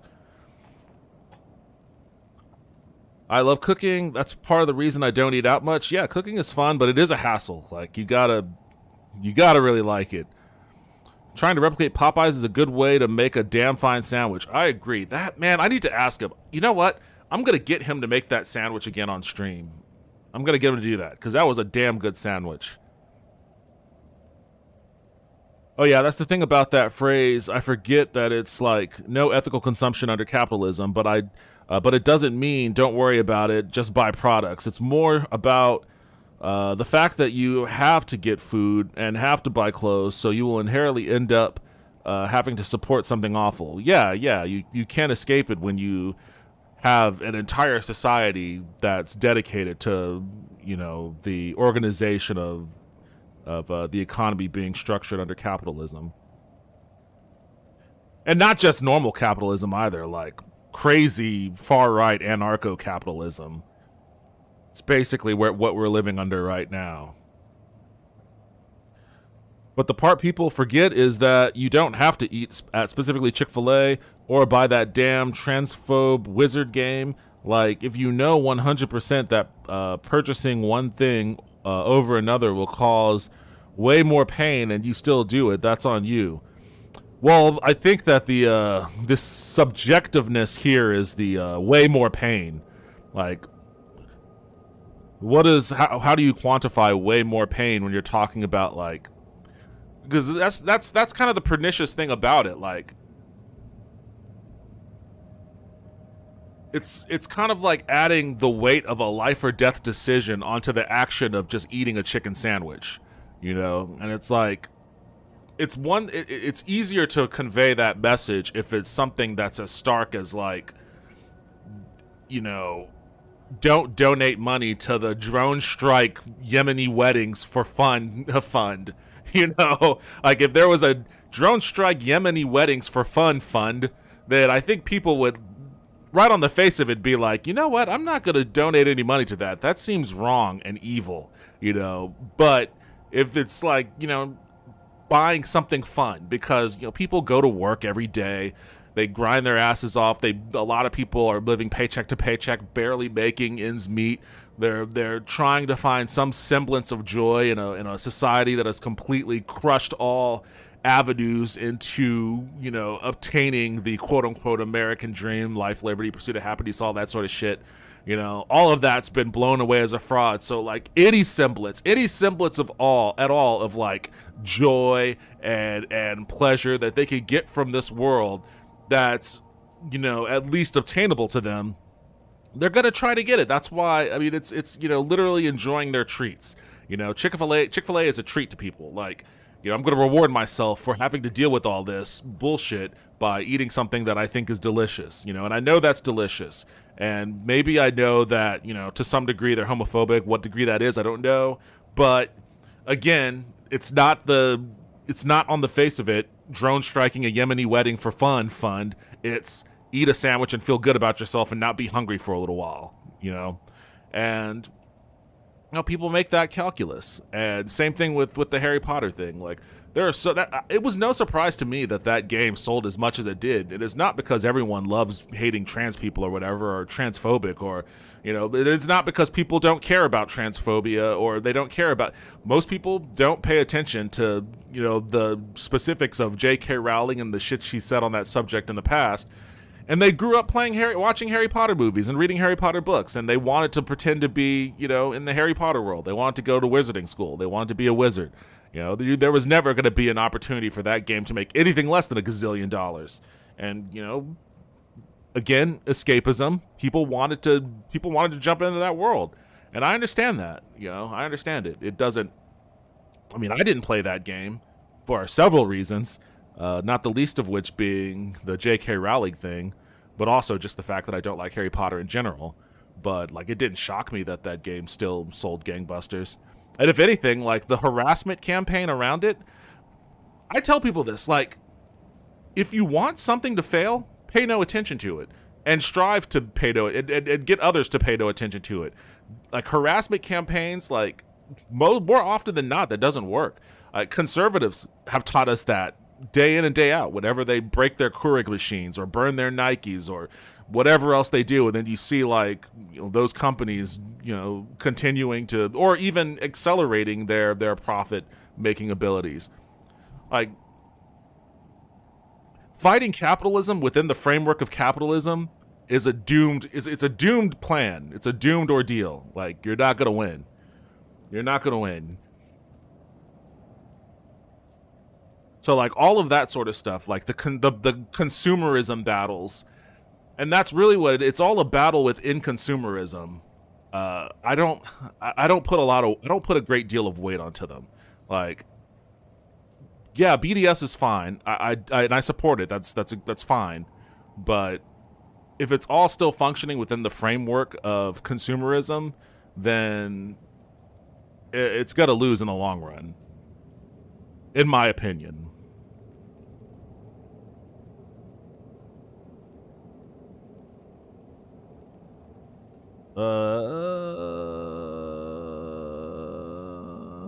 And I've said this before, but Chick-fil-A is legit. Just honey mustard is... Wait, hold on. Is legit just honey mustard. It's not even that good. They also brine their chicken in pickle juice, by the way. So if you want to make your own Chick-fil-A sandwich, those two things. Brine your chicken in pickle juice and then put confectionery sugar in your flour. Chick-fil-A is mediocre. You can make a much better chicken sandwich at home. I mean, I agree entirely with all of that. I didn't participate in the boycott of Hogwarts Legacy. I bought the game. I liked it, but I loathe J.K. Rowling. I mean, I think there are a lot of people that also kind of fall into that spectrum too. Okay, but if you buy Hogwarts Legacy, you still support J.K. Rowling. Saying you loathe J.K. Rowling means nothing if you can't speak with your wallet. Uh, but I'm a fan of the Harry Potter verse. I mean that's that's that's the immovable object versus the unstoppable force right there. I mean, you know, there are a lot of fans of the Harry Potter verse, and their fandom is intense. It's an intense fandom. I, I, I'm not a part of it, but I know a lot of people that are. Actually, now that I think about it, I don't know if I know any. I don't know if I have any Harry Potter Harry Potter fan friends who have played that game. Like for people who are online a lot, the concept of people who aren't tapped into an online discourse is a different world. Yeah, but even online discourse is so hyper siloed and segmented now that there's people who are dialed into a specific subset of online discourse that is completely divorced from other types of online discourse, and it's two radically different worlds existing independently of one another right there, and that also makes these sorts of discussions difficult to have. JK has also seen an actual drop in her royalty payments as a result of making her entire identity, specifically being transphobic, so boycotts have impacted her financially, so it still at least did something. Yeah, that's true, but I mean, she's still a billionaire, so she already won. She won. She won, and as so long as major corporations are willing to like license Harry Potter, whether it's the video game or Fantastic Beasts, or I think they're trying to make a Harry Potter TV show on HBO Max or something like that. I mean, as long as they're trying to do stuff like that, she's always going to get her money for that franchise. Like, I I I don't know. Like at a certain point when the boulder starts rolling down the hill, there's really no stopping it. And that boulder's been rolling down that hill for a long time. Like she would have to commit like a quadruple homicide or something in order for like the brakes to be put on the momentum. And even that might not even be enough, because like there's a lot of shit about J.K. Rowling and like her views that it's not just the homophobia or transphobia. Like there's also a lot of like anti-Semitism accusations based off of how characters are portrayed in her books and whatnot. Like she is no stranger to that sort of thing, but it's never stopped her. Like it's never stopped the series from becoming what it is. And at a certain point when franchises become that saturated in pop culture and in media, they end up divorcing themselves from their creator to a certain extent. Like even if, and I'm not talking about monetarily, because the creator, so long as they're still alive, or even their estate, can still make money off of it. And I know that's the point of contention that you have, Toaster, and I get that 1,000%. But like as far as what that franchise represents to people in society, like when it hits that certain point of pop culture saturation, like it'll have nothing to do with any of the stuff that the controversies are over, and like people won't they won't make those connections, like the and so like because they don't make those connections, they can rationalize supporting that sort of thing. If it's not right on the face of it, drone striking a Yemeni wedding, then it's easier to be able to say, oh, okay, well, I don't agree with what they may have said here, but I like the product that they made enough to be okay with supporting it. And in a society of millions of people, you're at a certain point you're gonna have a lot of that happening. I'm sure there's. I mean, yeah. And again, like what Royale was saying, it's kind of like certain subsets of online discourse. Like we're talking about this from the context of like J.K. Rowling and Harry Potter and all of that, but God knows how much of this shit exists vice versa. Where it's like maybe something, you know, I don't know. I don't traverse right wing spaces online ever. Sometimes I might accidentally stumble into it with Twitter being the way that it is now, and end up mystified at whatever random ass company right wingers are trying to boycott because they do X, Y, or Z, and it always seemed silly to me then too. But you know, I don't know what to say. I don't know what to again. Like I have. I guess maybe I have a different view of boycotting and all of that sort of stuff than other activist minded people do. Let's see. Monaco Toaster, fair point. But enjoying a video game doesn't make me transphobic. No, it just means transphobia isn't a deal breaker for you. It's a tough cookie with HL. Oh, Hogwarts Legacy. I was like, Half-Life? What does Half-Life have to do with this? Hogwarts Legacy, that's right. That's what it's called. For some reason, I called it Wizarding World. I don't know why. I don't think people who boycott it are wrong. I don't think people who want to play the game are wrong. Avalanche Software isn't as bad as Rowling. They are much more inclusive, but there's still that trash can who, unfortunately, will still be paid for it. Yeah, Rowling sucks. I mean, she survived the right-wing Christian book burning.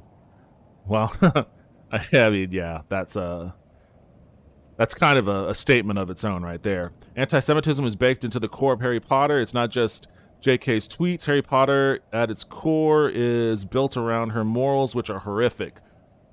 Yeah, and again, I've never read Harry Potter. I've never done like a deep analytical dive into Harry Potter lore or J.K. Rowling or all that sort of stuff. So I don't know to the extent of what the anti-Semitism accusations are. I just know that there are a lot of people out there that have them. And they may not be entirely unfounded. Neither do I. Like, I don't blame someone if they genuinely don't know about the horrific shit JK does and the horrific shit JK does and influences. But when I explain it to them and their defense is, well, I just want to play the wizard game, dude. I don't want to worry about this. That's when I think they're an asshole. Fair point. Fair point. That's a fair... But it's... Like, you're starting to, like, when you talk about, because, like, the reason why you would be mentioning this to someone is because you're trying to change their behavior. You're trying to influence their behavior so that they do not support the thing that you don't believe should have any support at all. And when you start delving into the realm of trying to change someone's behavior, it's never useful. It's never helpful to have, like, a hard line, a hard edge stance. Like, there's gonna have to be charitability given to people who may be more inclined to believe or agree to a thing that you don't believe or agree with, so that they can be made malleable to the change you're trying to introduce them to. So, like, I would caution against. I would caution, like, if your true intention is to change someone's behavior, if your intention isn't to change someone's behavior, if your intention is just to cut people out that you don't, that don't believe in the thing that you believe in, that's different. That's fine. Then you found someone that doesn't believe in it, and you can cut them out. But if you don't want to cut them out, if your intention is to try to change minds and to try to do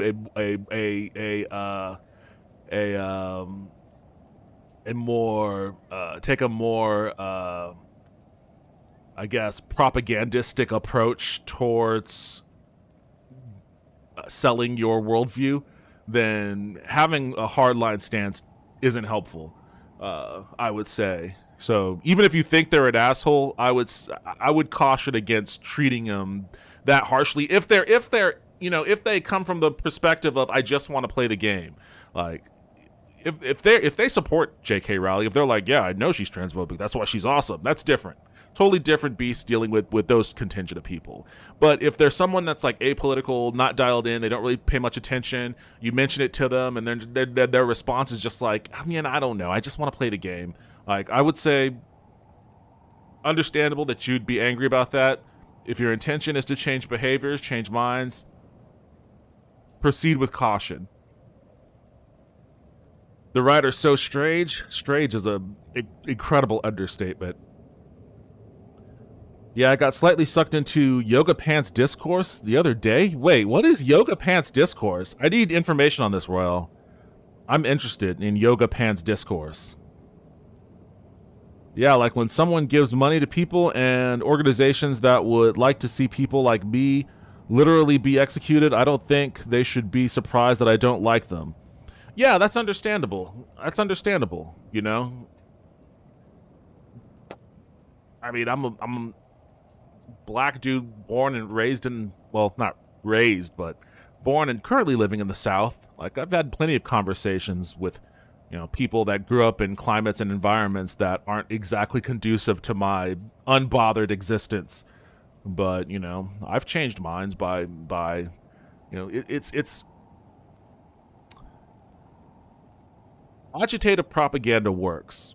And if you know how to agitate people the right way, if you know how to ingratiate yourself to someone's belief, like, people just want to feel, everybody just wants to feel a little bit validated in their existence, a little bit validated in their, it's interesting because I had a conversation with one of my roommates about this several months ago.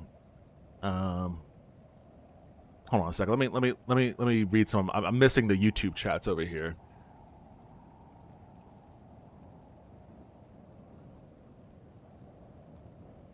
How do we say that? For so to stay, you could never fear get the joke.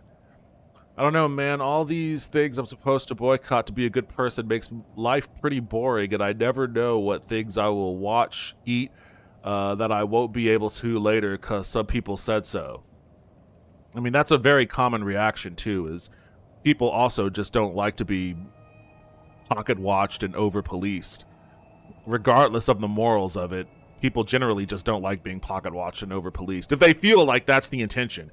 If they feel like someone's coming at them with a baseball bat to, you know, watch their how they spend every penny, then people are just going to react negatively to it. You're just going to have the opposite effect of what you might be going for. FPS Fast Police Squad, more like FPS means fear, piss, with my... What? What are you talking about? Gabriella, are you okay? Yeah, that's what's sad about it. Imagine if all these people formed a third party called the Don't Party and got involved in electoral politics. It's like trying to say the Hobbit series wasn't based on World War I archetypes. I mean, that's also... J.R.R. Tolkien also has anti-Semitism accusations too, and I looked into that, and I see where people come from with that for certain. Authors are trapped in their time in echo chambers. Yes, everybody's trapped in their time in echo chamber. Everybody is suspect to the environment that they live in. And the crazy thing about the internet is that all environments and all silos exist at all times, and you can be a part of whatever you want. you could be involved in whatever you want. It's not like 40 years ago where, you know, no internet existed and you couldn't easily figure out what was happening outside of your immediate neighborhood. All things exist at all times, so take advantage of that. To your point, and I agree with you.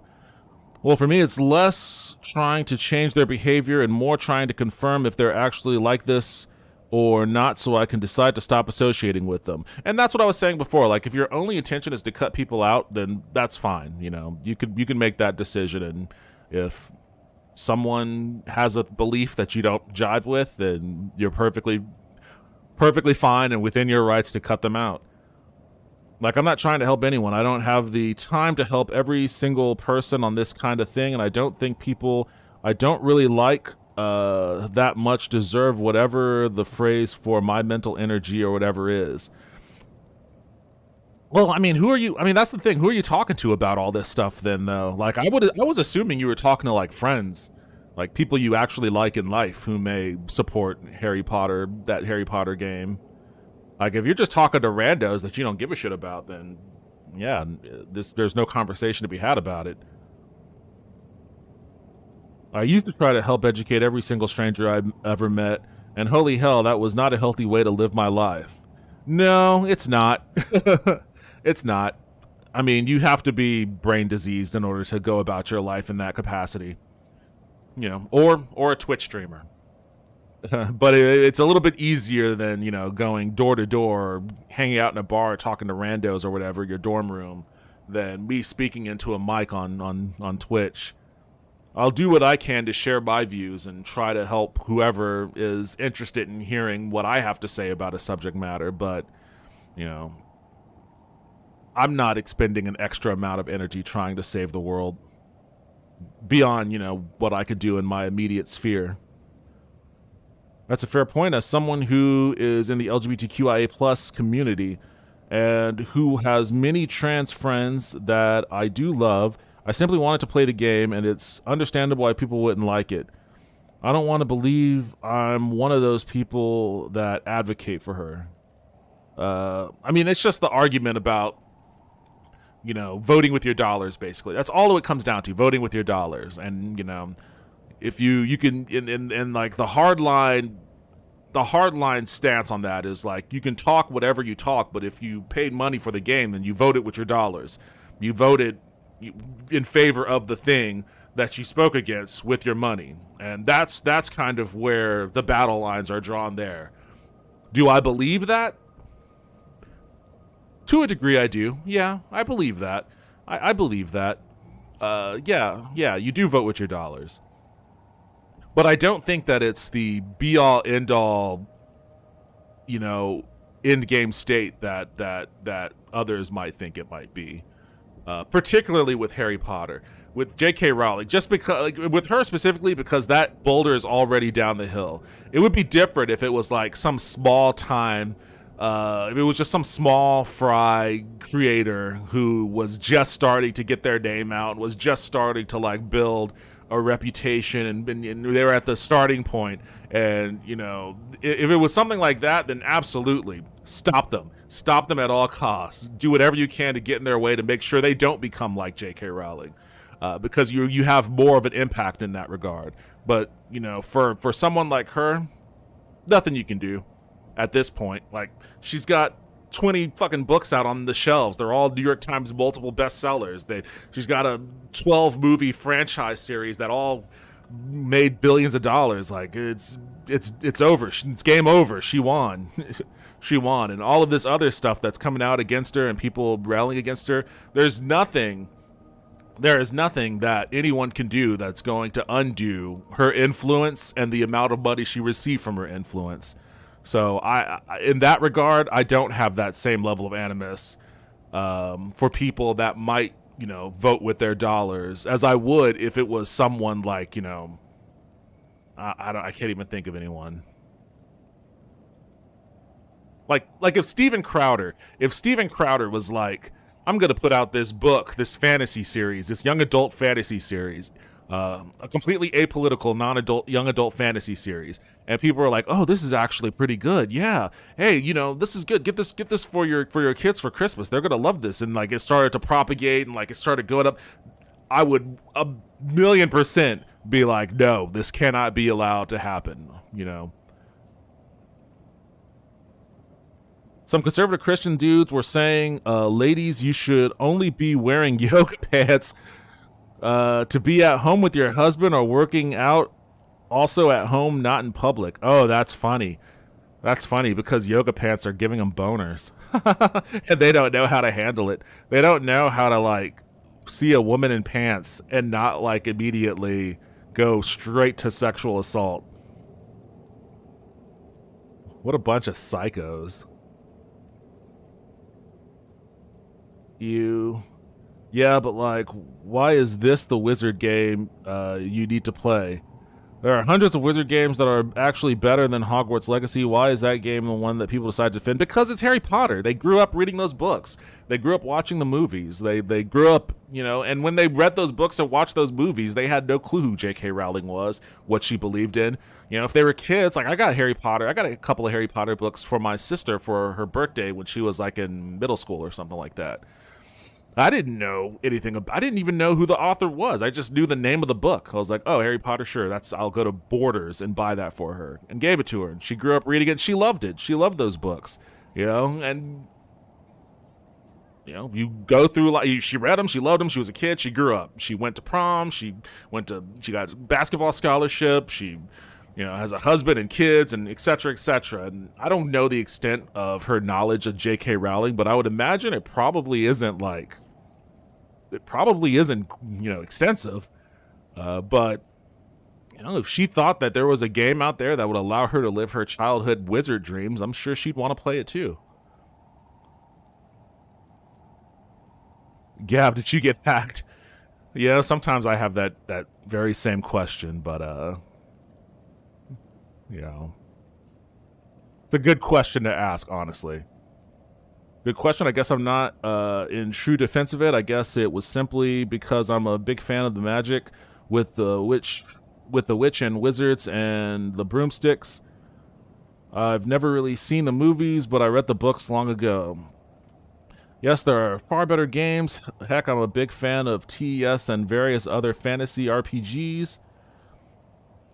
But I thought it would be cool to fly around Hogwarts and cast spells. Yeah, I mean, it's as simple as that. That's the pernicious part. That's the pernicious part about consumer capitalism, is that, the allure of treats to just a general populace of people that need escapism, that absolutely need it,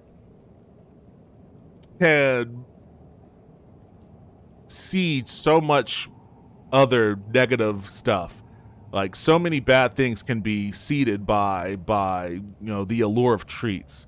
So you think you're just having fun playing a wizarding game, and then next thing you know, a lot of whatever money she's making, who knows, she donates it to some fund that ends up sending that money to some other place that funds gay conversion therapy, and gay kids are being tortured. It's some Christian black site somewhere.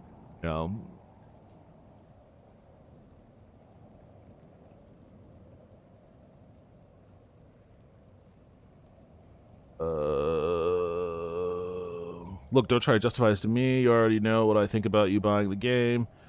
Yeah, it's justifiable. Like, not buying the game isn't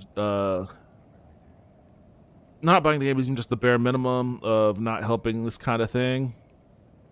Like, I don't blame people who play Fight Night or Pizza Tower because I don't expect them to know about the insane racist shit they say on Discords. Wait, Fight Night? What's wrong with Fight Night?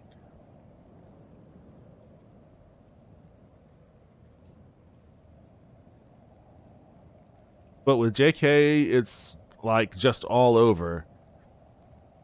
I've never heard of Pizza Tower, but I've played Fight Night on this stream before. Yeah, and it's sad to see people like her can be so stressful. Also, wait, what? Oh my god. Holy hot damn. I would declare we should all wear yoga pants as a fuck you to those people, but holy hell, yoga pants would trigger my autism like mad. I would... Actually, I do have a pair of yoga pants, and it's not pretty. I would never wear those ever. In public or private. Don't ask why I have them. It's kind of how it was for me. Personally, I grew up on Harry Potter and was really into it as a kid. Dropping the franchise after learning about JK's actions was one of the easiest things I've ever did. I don't know how transphobic JK Rowling was until about a year or so ago. I still don't know a whole lot about what she has done. I do kind of like it when people do that because then they get dunked on from every possible angle. Let's see. I don't even know what Pizza Tower is. Oh yeah, Fight Night was crazy, filled with random controversy that was a jumbled mess. And that kind of speaks to what Haunted Wisp was saying earlier. It's like, nobody wants to spend their time like combing through like the history of everything that somebody that made a movie or wrote a book or developed a game has ever done just to determine if it's okay for them to play a game or not. Like, it's okay. So like, I didn't know that Fight Night had that kind of history in it. And obviously, I hope obviously my playing it isn't like an endorsement of that stuff or makes me a bad person or anything like that, even though they've got my money. But, like it's shitty. It's shitty to have to, but it's also just a part of society. Like that's always going to be, it's like I was saying earlier, unless you're picking out the chicken on the farm, there's always going to be something down the line that, conflicts with whatever your morals or ethics about a certain thing might be.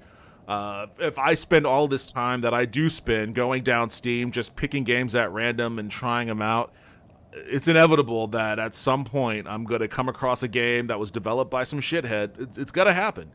I worked in the game industry for 14 years. I worked side by side with some of those shitheads. Like it's got to happen, and I would never like for that to be a judgment on anyone's character, I guess, for lack of a better word. I'm curious about Fight Night. I'll have to look into that. I remember a long time ago, I got a game on PS3? PS4? It may have been a PS4. It was a game called Kingdom Come Deliverance.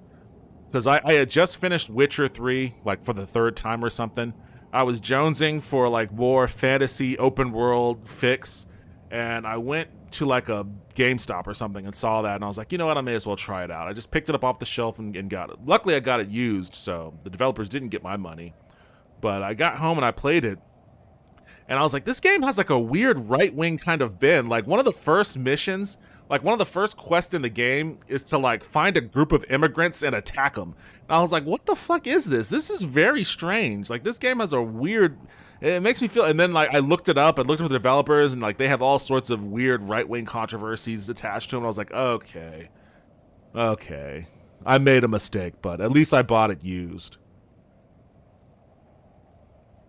Might be where Twitter search is kind of hilarious. Send me some links to this yoga controversy, Royal. Text them to me. I want to see what this is all about.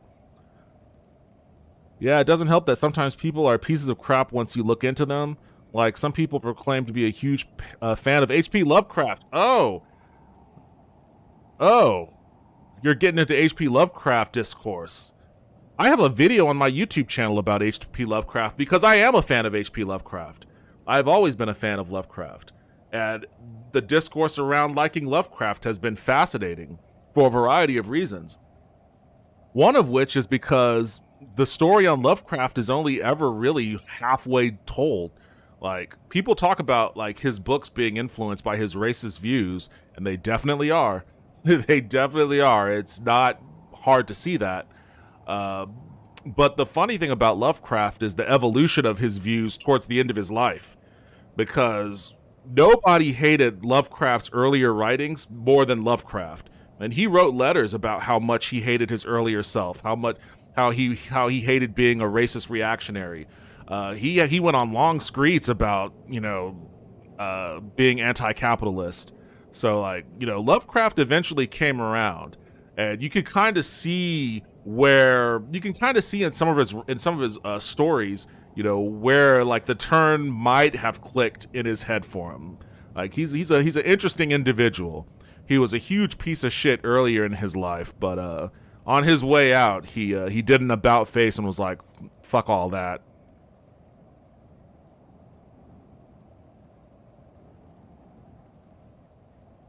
It's a bit like how I'm almost sure Tenacious D can't know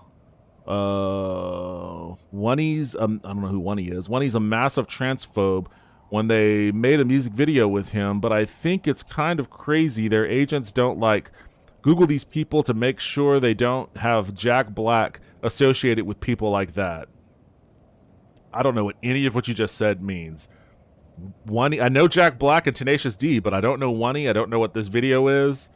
That would be a bummer. I like Jack Black. I don't want him to hook up with transphobes. All you gotta do is look up what Lovecraft's cat's name is. Yes, I'm very aware of that. H.P. Lovecraft is odd to me because apparently near the end of his life he came to an epiphany that his insane racist crap was horrific and insane, but he died too soon to fix it. Yeah, it was literally like towards the end of his life. Like I have his letter. I had like printouts of his letters and shit because it is. I mean, he really repudiates himself. Like he hates how racist he was, and he equally hates how capitalist America was getting at the time. So it was fascinating to look into. Yeah, I have a video somewhere buried deep on my YouTube channel about that. Yeah, exactly. It's crazy looking at how he viewed himself near the end. I didn't know his views did change. Yeah, his views changed pretty dramatically, and it's kind of funny to read actually. He says some pretty funny stuff. I guess for some people, it's not too late to change. The damage you caused is done, and you just have to accept and try to make up for it. I'm going to look for that video now. Yeah, I mean, people can't change. It's hard. I think it might be harder to do that the older you get in life, but it also just depends on the circumstances you live in. A lot of Lovecraft's racist views were Lovecraft was like an incel basically. Like he had a hard time living in New York. He had a hard time getting a job, and he blamed it on immigrants. He blamed it on Jews and all of that sort of stuff. Like he was just like your classic, Daily Caller reader for the most part. And I think as society began to turn and he started realizing, that there were other things at play for the economic hardships and the societal hardships, and it wasn't what he thought he was as a dumb, angry kid. And he's, he just kind of, at a certain point, had the realization that I think, honestly, a lot of people are having right now. Like, we are not in a society that's very dissimilar to the era that Lovecraft lived in with respects to, like, wealth disparity. It's like the Gilded Age, basically. I think he grew up maybe on the tail end of the Gilded Age. The robber baron era. And we're in, like, the mega robber baron era right now. And it's not an accident that in those environments, you have a prevalence of both a rise in fascism, but also a rise in socialism, or at least support for both of those poles, because people are just trying to find a way out of their shitty situation. They don't know how to get out of there, and some people, they get different answers from their investigation. Is this it?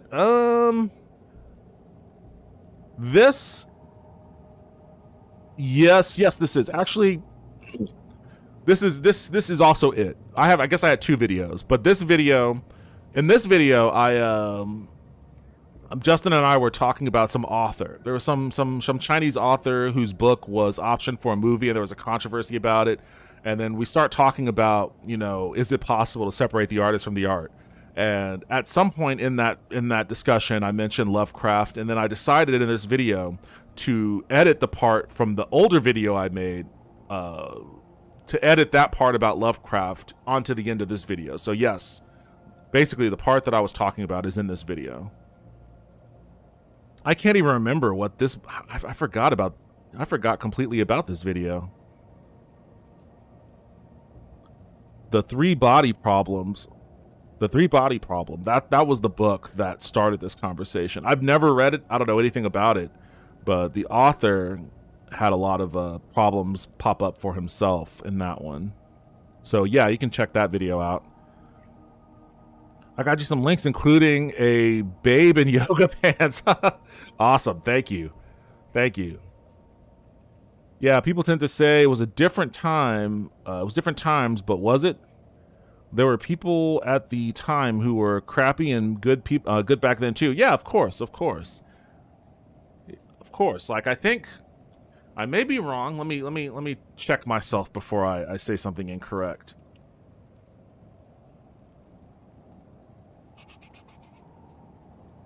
Yeah, like Eugene Debs was running for president when Lovecraft was like a young man.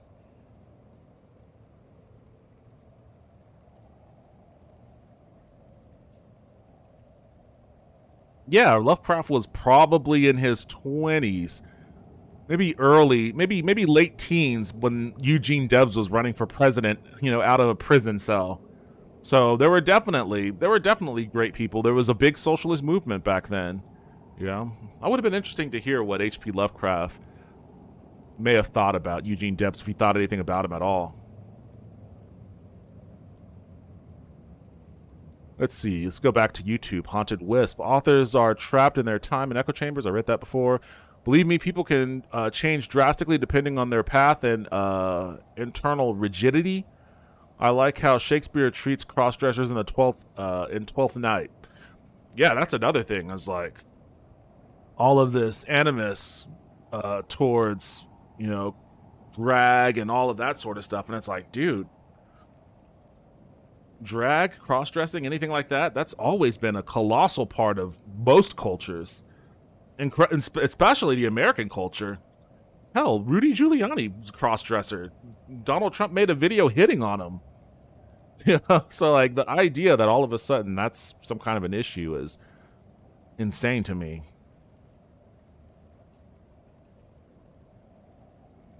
Personally, I grew up Catholic. I never adopted some views of the church. I had a hard time trying to figure out why people in my church were so hateful of others, but yet preach so much about faith and being non-judgmental. I mean, organized religion for you there.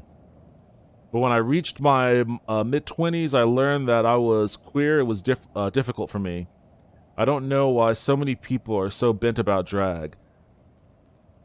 I mean, it's conservatism. It's their next thing. It used to be or Dr. Seuss books, and then after that it was like the woman M&M, and then after that it was Bud Light, and after that it's gonna be something. It's got to be something. It's always got to be something. They're always gonna reactionaries. They're always gonna be reactionary, and if there's nothing legitimate for them to be reactionary towards, they'll invent something. And so long as they have this machine, this media machine that allows them to actually, it's almost like a perpetual motion machine. You can invent whatever fuel you want and just shove it into, like, it's like the DeLorean in Back to the Future when they're putting like beer cans and banana peels and candy wrappers into the tank, and like somehow that turns into fuel. That's basically the right-wing media machine. Like, you can put anything, they can put anything they want into the fuel tank of their machine, and it'll be enough because of their echo chamber, because of the money that they have that supports all of their media operations, both broadcast and on YouTube and on Twitch and Truth Social and Rumble and all these other outlets, like that they put money into people like Ben Shapiro and Steven Crowder and dudes who have no right being as omnipresent as they may seem to be, but are so because of the amount of money that fund them. The right wing will always have the opportunity to just invent some trash, dump it into their fuel tank, and get some juice out of it. Right now, it's drag, and it'll be something different a year from now.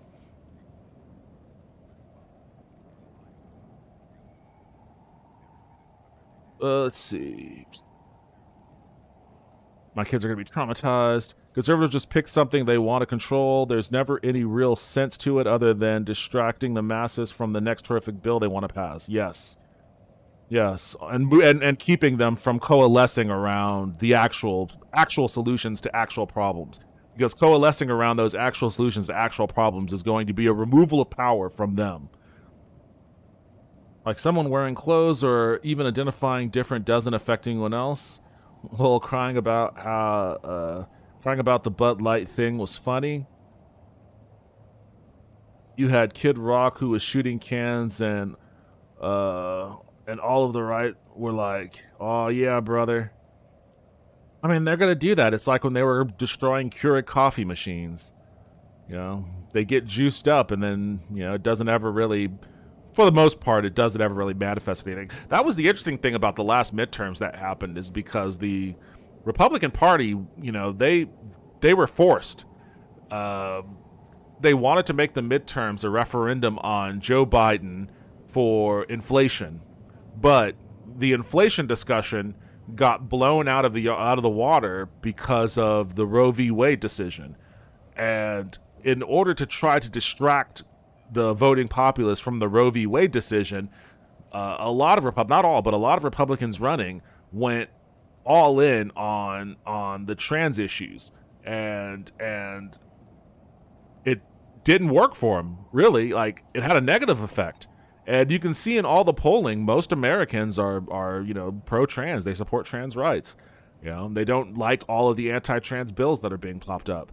So it's like they're running out of juice on this subject matter, and they don't really have the support for it in any real measurable way. The problem is they still have power in Congress and in state houses. In too many state houses, they still have power. And so long as they have that power, they're going to exit. Republicans are not like Democrats. Democrats don't like to exercise power. Republicans exclusively love to abuse power. They will exercise the power they have and then abuse it beyond its limits. So long as they have that power, they're going to do stuff. But they don't have any of that support. And because of that, they really lost out on an opportunity to have a major majority in the House and the Senate, and it could end up costing them in further elections, in the future. So, they're going to have to, at some point, they're going to have to pivot. I would imagine they're going to have to pivot to whatever is going to work next. They had a golden opportunity with inflation, but then, the Supreme Court took that away from them, and in a fell swoop, they also kind of took the abortion thing away from them too, because now they've did the thing that they've been campaigning on for 50 years now. They did that thing. So now they don't have that as something to campaign on anymore. So you can tell when someone's panicking by how extreme they act, and they're panicking. Tactics, easy targets. Yeah, of course. It's whatever low-hanging fruit that they feel they could demonize, that's what they're going to do. Even if it's not effective, they'll use it's a shotgun strategy. They'll put anything into the barrel and blast it. Whatever hits its target, they'll focus on that. We're always crying about people on the left being weak and easily... What the heck am I hearing? Spooky, are you trying to get into my box? I mean, you can if you want. It's just books in there. Are you trying to get something to read? You're not in trouble. You're not in trouble. I was hearing a scratching and I didn't know where it was coming from.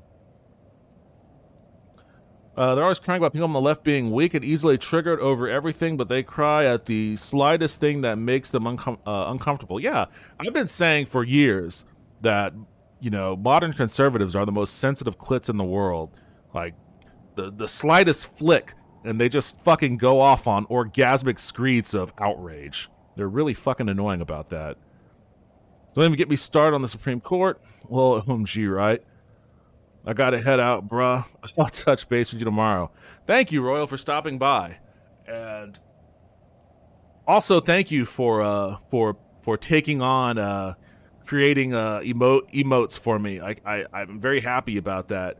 Hopefully, thanks to the efforts of Royale in the chat, we can get some kitty and weenie dog emotes going in here so that Suki and Galbi and Pippo and Sheldon can be accurately reflected.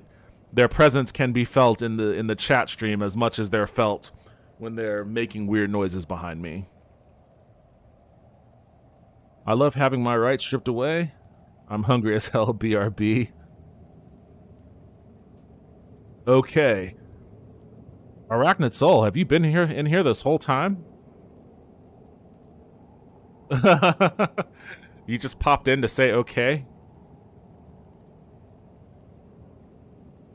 Like, whenever I lived in Boston, I was walking with my partner, and we were holding hands, just holding hands, and this bald idiot was all bent out of shape. Yeah, Boston. That's Boston. 1901. Hyper Violent even came out, and it was a Realms Deep 2022 boomer shooter. I know, right? There are a bunch of games coming out. That's what I was trying to tell you, Gabriella. There's too many games coming out. There are too many games coming out, and I want to play so much. I want to play a lot of them, and not all of them are light games. Like, are you kidding me? This game here that I'm playing right now, I don't know how many hours I've been playing it, but I haven't gotten very far. I'm a bad detective. And then I started on Tears of the King of the Fallen Kingdom. I forget what it's called. The new Zelda game. I started on that, and I know that's going to be a massive undertaking. I might have to transition that one to being my off-stream game. I have Advance Wars 1 and 2. I mean, there's a lot of games coming out right now. There are a lot of games, so please bear with me. Please hold. I've been lurking. Ah, well, thank you for lurking. Welcome to the stream, officially. He was just losing it. I thought he was gonna die. So much anti-LGBTQIA plus and races there. Yeah, Boston is notorious for not being great about that sort of thing. Once you jump to PC, there are too many games. Yes, this is something I'm getting used to still. Valve has made an incalculable amount of money off of me based off of the ease of me just scrolling down Steam and randomly purchasing something that looks neat. Not enough time is what I mean. I wonder what percentage of Steam gamers will play everything in their library at least once even. I'm making an effort. That's why I organized my Steam library the way that I did, so I can hopefully get to the orphanage and give the games that I've never had any playtime with some playtime.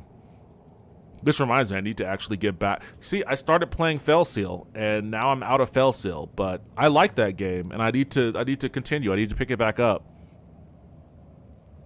There's too many games. It's too many games. I have so many games in the backlog to get to. There's just so many games I haven't played yet. Well, you have Nerdcast. You still have Fellseal to get back to as well. Yeah, I just remembered that. I've nearly finished that game, but that's just because I spent so much time with the DLC and just messing around. Buy the DLC with Fellseal as soon as you can at Yield Nerdcast. It adds a lot to the game. I will at some point, but man, like I said, it's too much going on. It's too much going on. I'll get there, though. I have like 130 hours in Fellseal. Okay, I don't have that much time in it.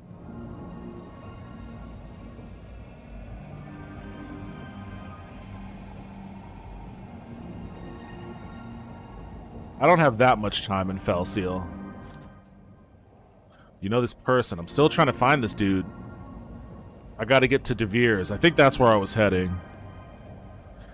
Before the, Before the epic discussion.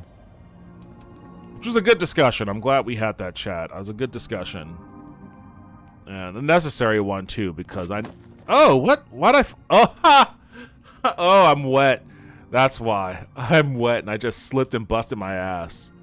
I'm also hungry. Let me go take care of my food and drink situation. Those Steam sales are such a psychological money trap. Yeah, they really are. I mean, Valve used to make video games. And now they're just a Walmart. They're just an online Walmart. And they've made immeasurable amounts of money. I shut myself out. They've made immeasurable amounts of money serving as an online Walmart.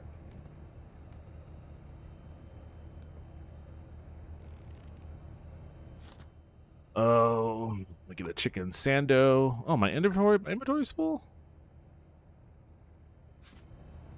What's in there? Oh, okay, you know what? I'm gonna do my upgrades. I'm gonna go do my upgrades first.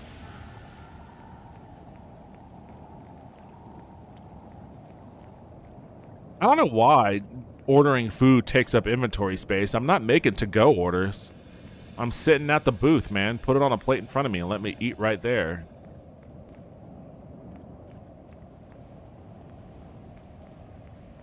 Where is that place at?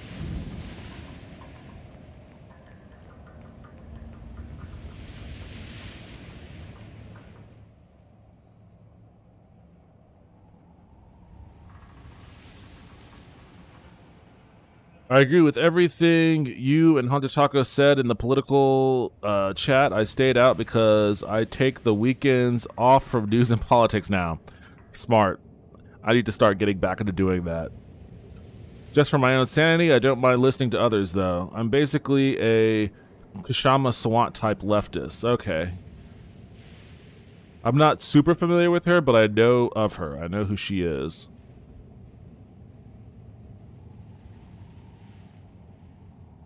That's fair. I live where I do because I like staying away from politics. You live in, like, the mountains of Colorado. Do you have a bank account, or do you shove all your money in a mattress? What is this? Is this what I'm looking for? No, that's something different. Okay, keep going. Yeah, I mean, I get that. I need to start. Here it is. I need to start. The annoying thing is, like, I'm actively recognizing that, like, being as invested in. Oh wait, what is this?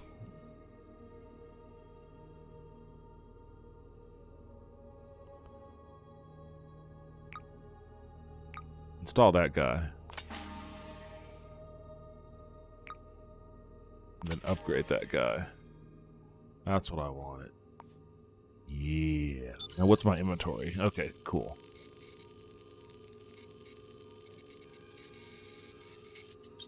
I'm not liberal, but I am also on the left. I have a bank account. I'm just messing with you. I wasn't really asking if you had a bank account or not. I'm not that disconnected.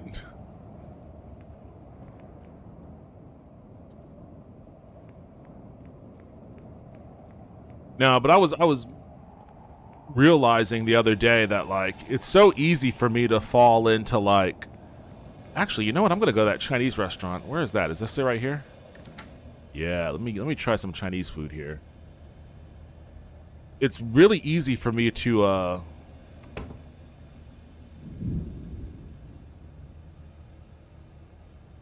why can't I sit down in a booth?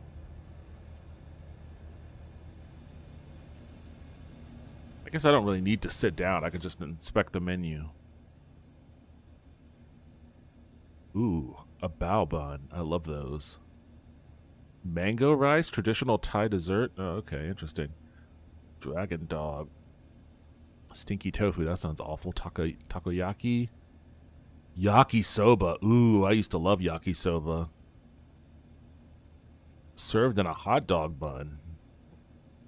What? You're serving noodles in a bun? That's carb overload. Let me get an order of that. I'm gonna get me a cola too. Man, I really want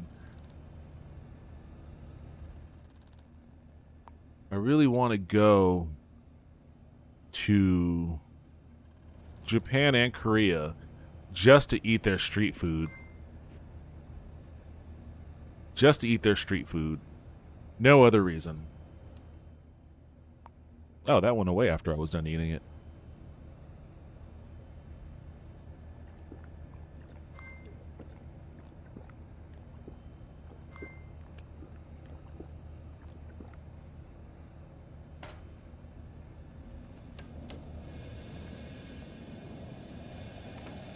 All right.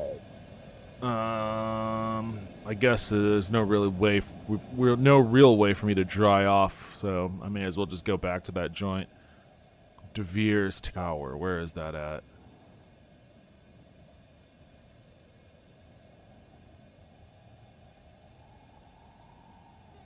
All right, just straight ahead, huh?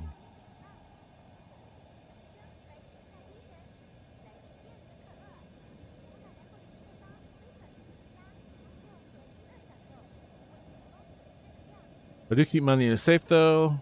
That's not a bad idea.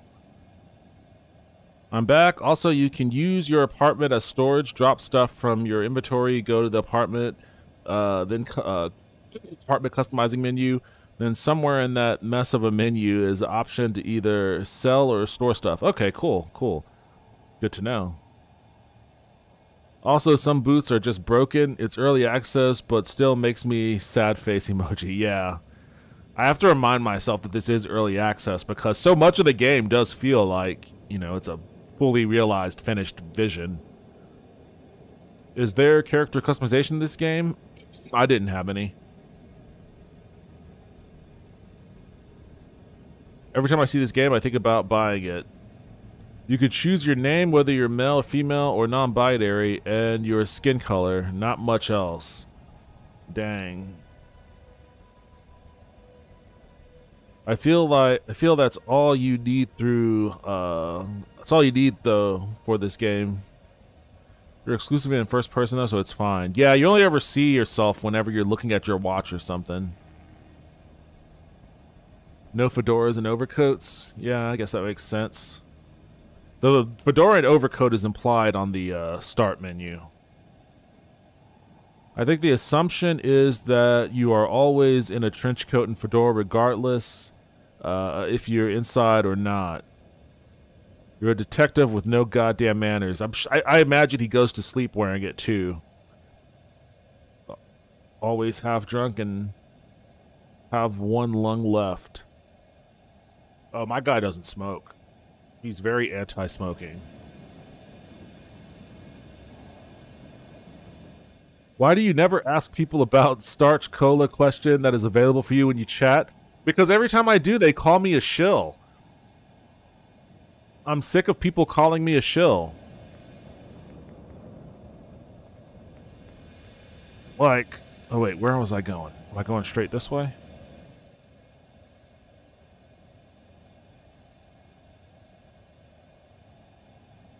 Yes. Like, I'm not trying to shill. Watch. This dude's gonna fucking... First I'm gonna ask if he's probably gonna say the same thing. City Hall. Okay. Wow, what a shill. See? Like, I can only take so much abuse, man.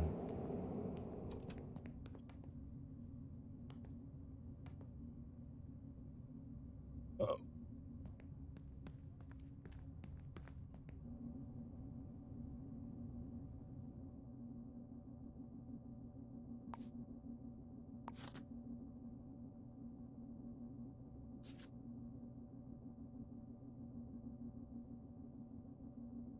Oh, this is a woman?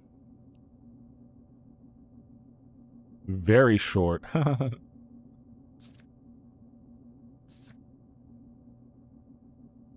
didn't know it was a woman. Isn't my suspect or at least the dude that people... Stop fucking falling, you dickhead. Oh, wait. I fell and see some footprints. Confirmed what? What are you confirming?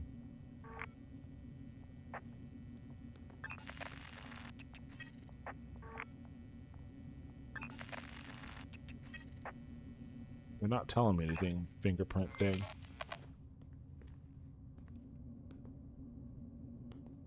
I think the murder was at 6:01, right?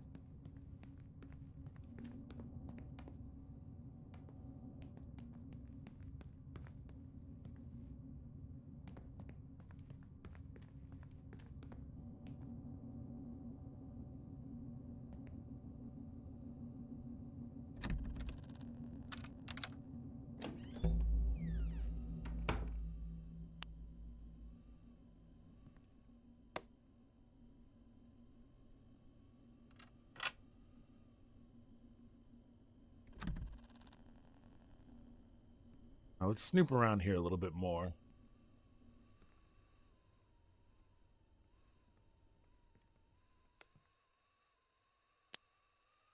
Wait, somebody's... Who are you?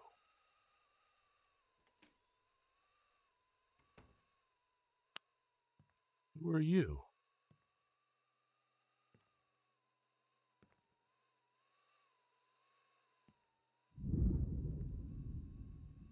Where? Did I go to the wrong house again?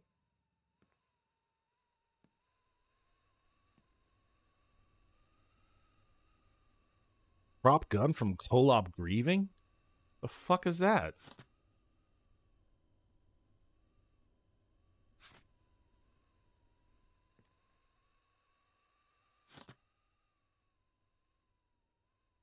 I'm in the right spot.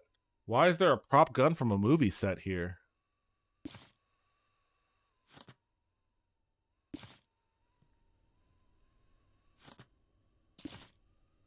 I'm just gonna make a note of that. I don't know why there's a prop gun from a movie set here. I don't recall seeing that before. I guess that person that's over there is Nicole.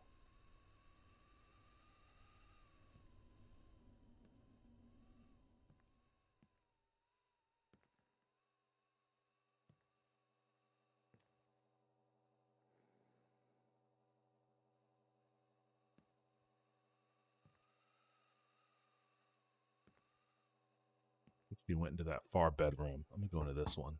Oh, don't fucking knock, you idiot. What the fuck are you doing? Get out of here.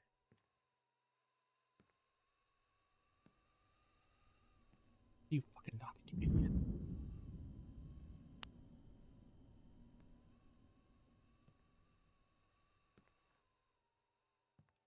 She's still sleeping.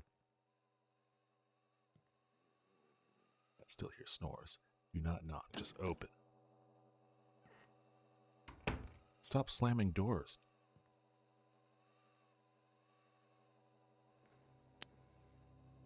Alright, let's turn the light on here. God, what a fucking crazy murder room this is.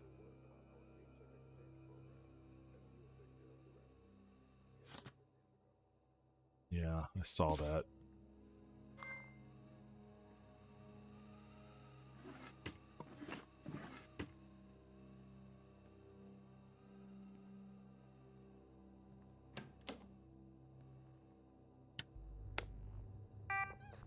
Oops. I'm making all kinds of noise in here. I'm the worst. Let's get out of here.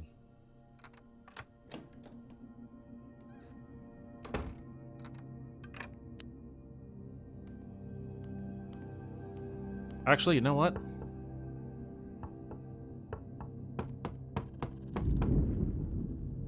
I have to knock on the door frantically. Like I'm a fed. Open up, I got a warrant.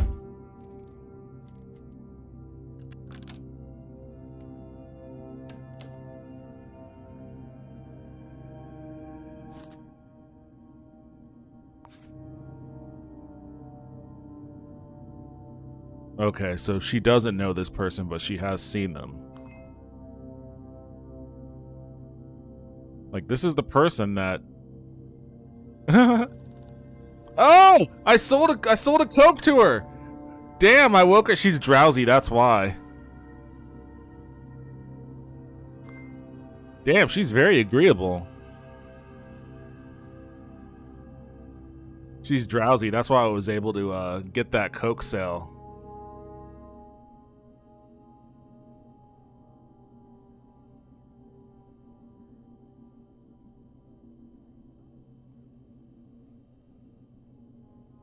Devon's detective is constipated?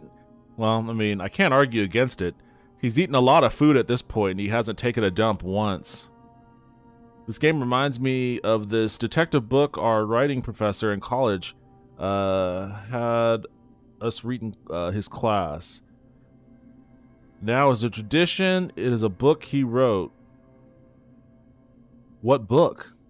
A look at detective story. Actually, wait, I don't remember the name of the book at all. You've confirmed those are definitely footprints. I had an idea for a short detective story about a detective named Detective Columbear. Here's the twist, he's a bear. I like this, I like where this is going.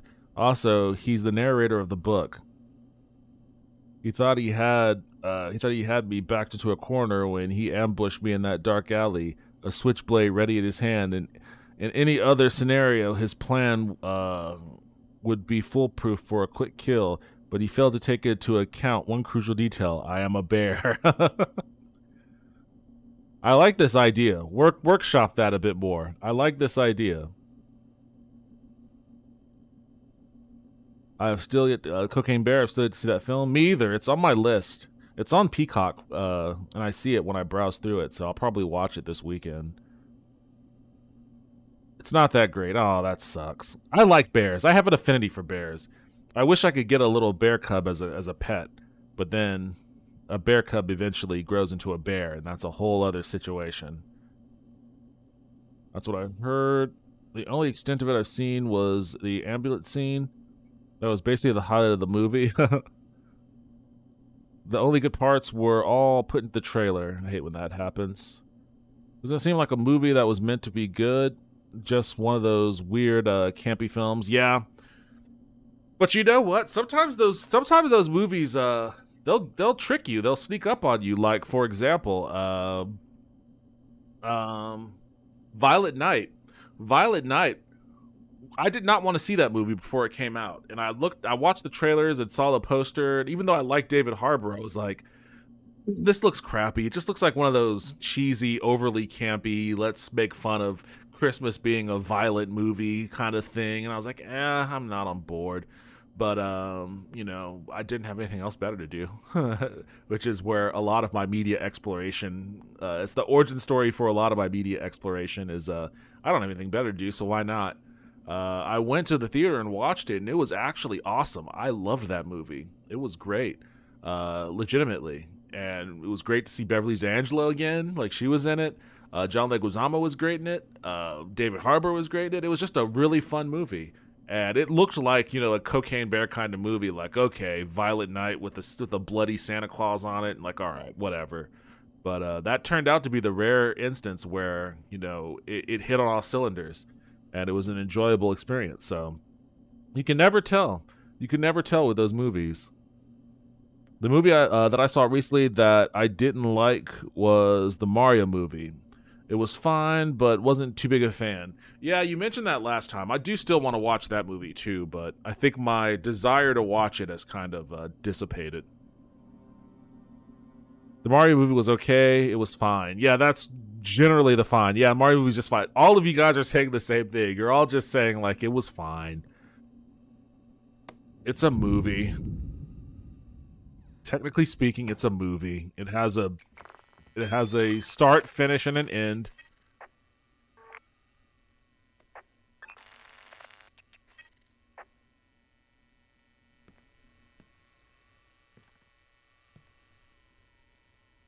You see, Vincent D'Amico. That's my detective's name, by the way, Vincent D'Amico. You see, Vinny D'Amico. You don't have to like break into her house and shit. All you had to do was knock on the door and ask if you can explore a little. She was very amiable to it, so gonna move the snack jar.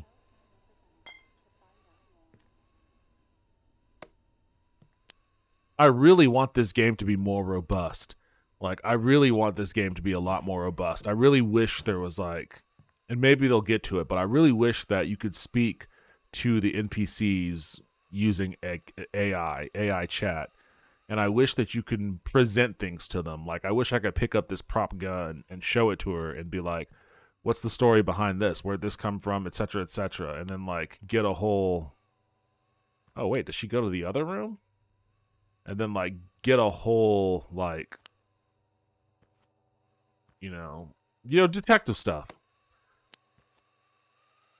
I really hope that eventually, somewhere down the line, they come into that.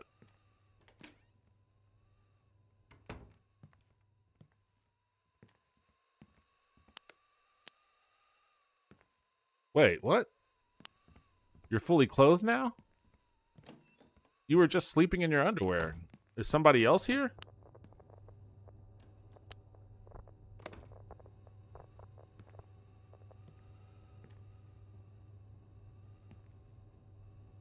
Okay, I guess not. Also, I'm a little dismayed by the fact that, like, oops. I could talk to her. I could show her a picture of her dead girlfriend. That's my partner, Jamila McLean. They work at Willow and Sons. They live with me. But, like, she's dead. I saw them today at DeVries Tower 64 Landing around 11 p.m. So, like, I want them to, like, have a reaction. Help me out here.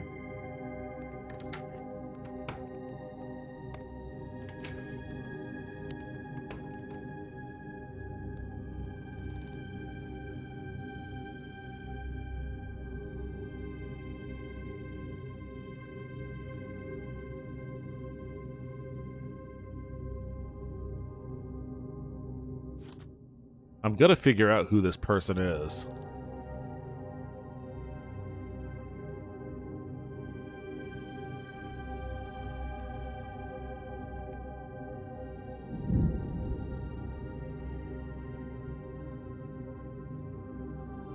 That looked like some kind of Easter egg. For a game with so many items, it's strange to finally see an Easter egg with the prop gun. Easter egg for what, though? It might be related to, like, a different...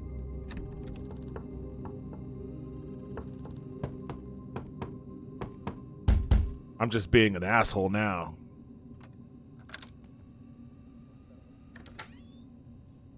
Oh, it's you. I think I already asked you.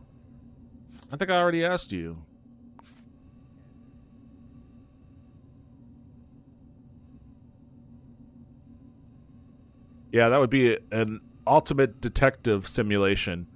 I mean, they're really close in this game. This is the closest... Wait, who are you? This is the closest to Roxana Melnick.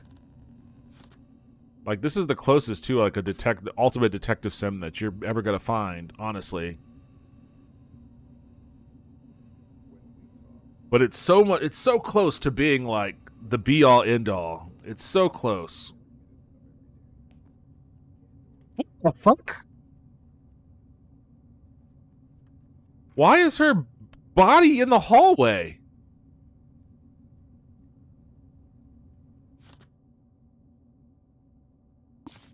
What the hell? Why is her decapitated or her fucking dismembered body in the hallway?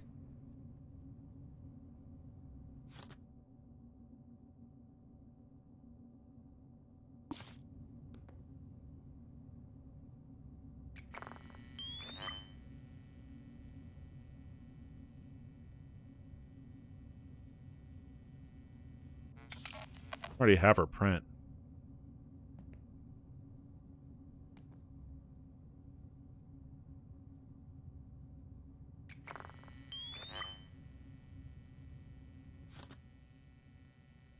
Buckshot entry wound. Dude, her fucking leg is off.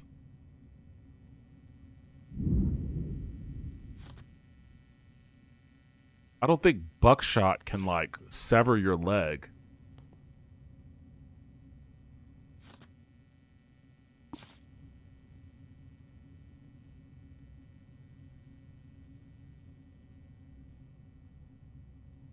I don't know why she's out here in the hallway. Oh, what the fuck?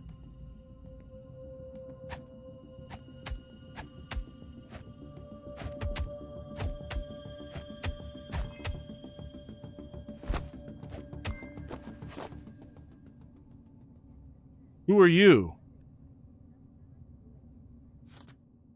It's this person again.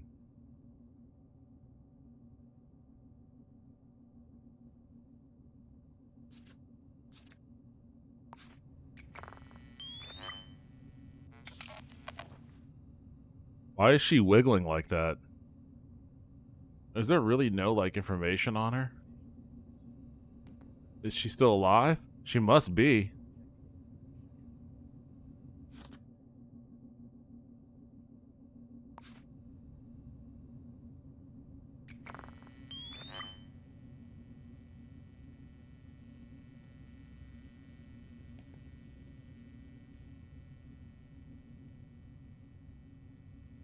Can I really not get a print? Her hand's right there.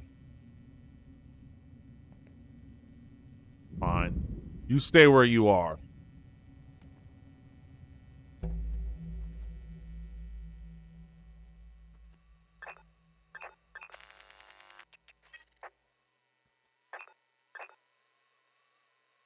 Alright, she was hanging out in here.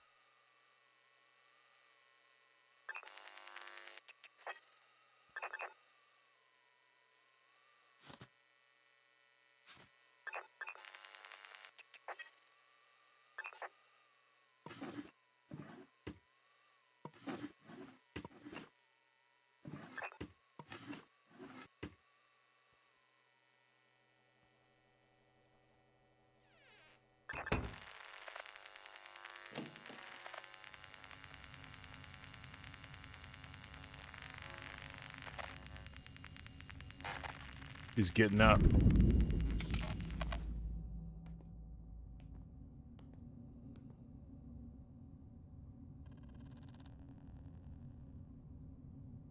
Bilty Winsky?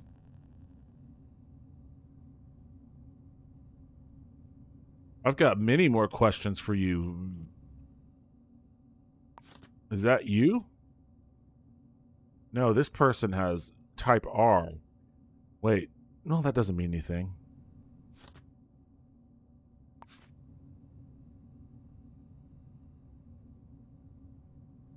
Okay, so you're just a different person?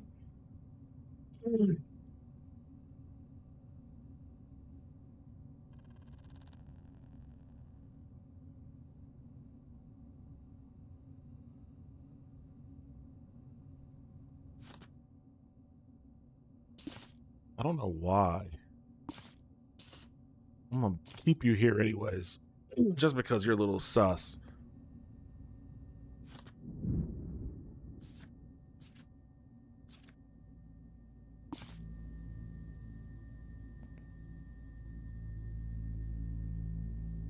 I'm going back into your house. I'm looking around. Actually,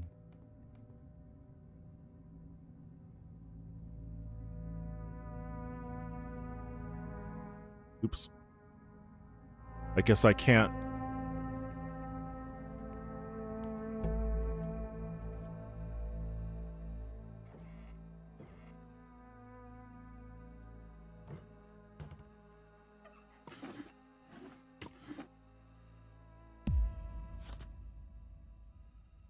Pursued.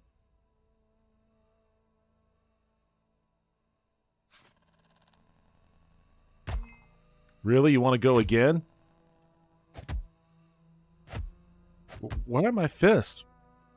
Come on, man. Get with it.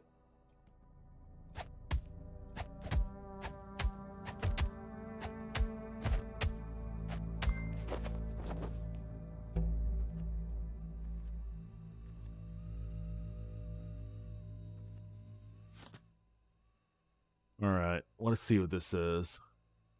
Jam and Associates, so she works at a different place. I don't know if she has any connection to any of this stuff.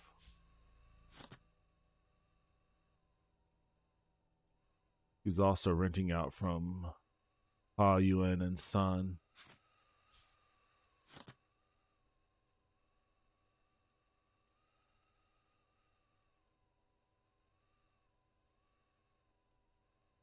What is Elliot Genetics booking?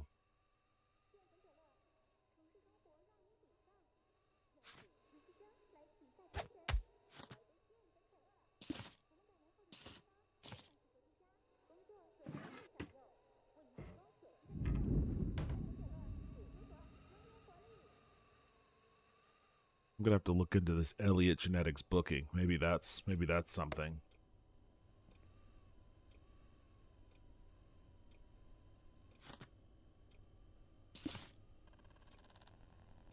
He also has a prop gun from that same movie.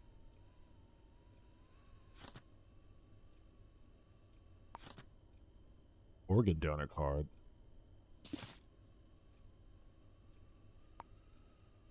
Take your key. I'm gonna take your money. I'm gonna mug your ass.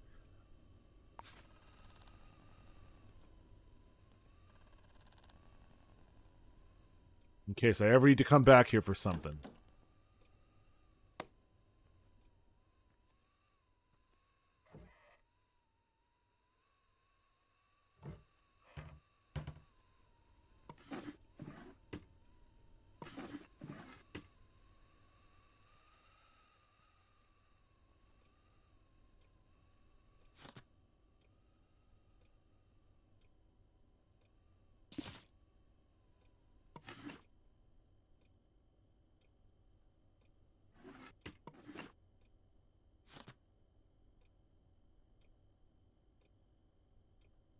Count backwards from 4.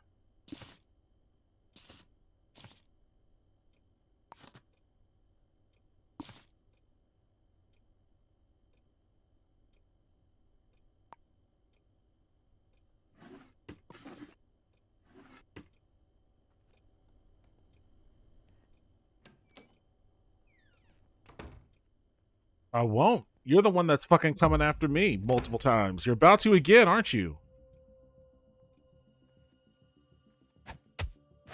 How many concussions do I have to... Oh, man, she's making me bleed. God, fucking chill out. Now I gotta go deal with my bleeding. And what's up with her body in the middle of the hallway?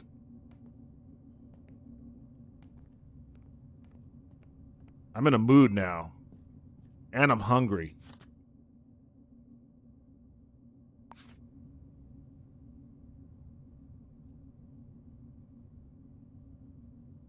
Oh, and I have a broken bone. She fucking me up good.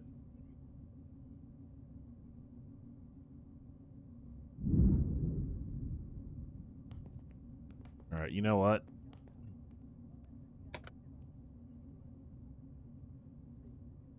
I gotta bounce here.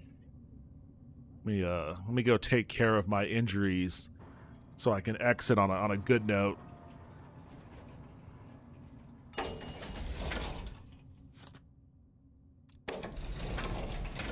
Man, what the fuck? Why is her dead body in the middle of the hallway? When that woman's door was open, like, I thought she had something to do with it. She looked exactly like the other person who attacked me. Now it's just making me wonder if that other person is like a, if that other person that originally attacked me is a suspect, or if it's just like some weird idiosyncrasy within the game. Like some early access bug or something.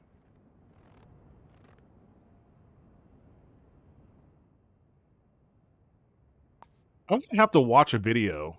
I want to see if anyone solved a case. I want to see what solving a case looks like.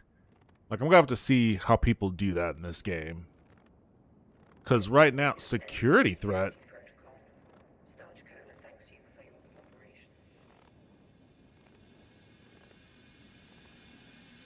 I need to get back to my house. I can't do it with this broken... What the fuck? I'm all paranoid now. I can't do it with this broken leg.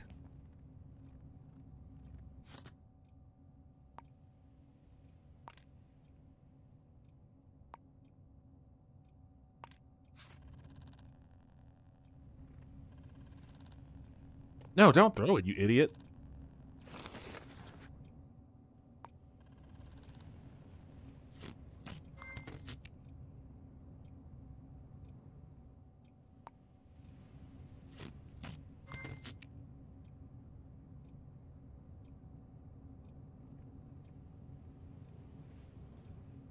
Okay, what does that say now? Alarm systems will target you. Be sure to avoid them. Devise towers, okay?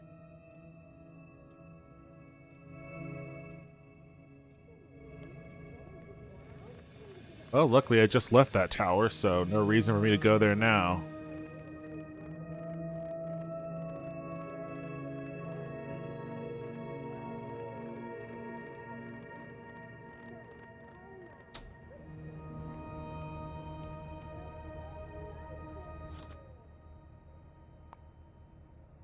Get a cheeseburger. Who eats hamburgers anymore? Nobody eats hamburgers. Everybody eats cheeseburgers.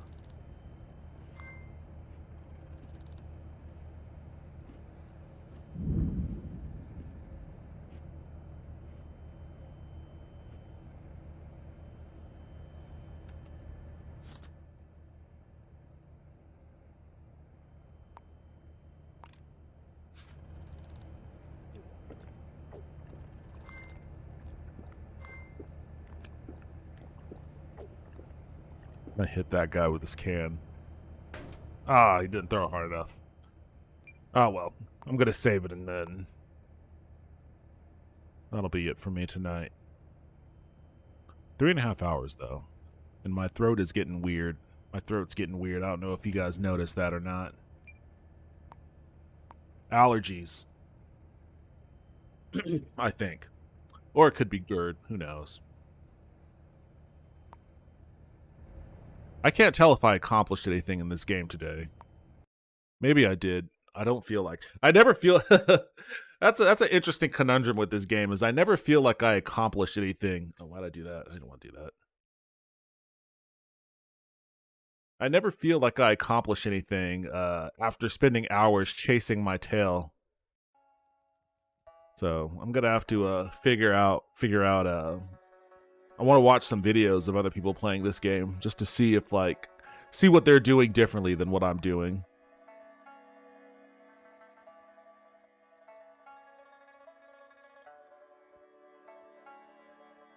Oh, let's see. I missed quite a few chats here.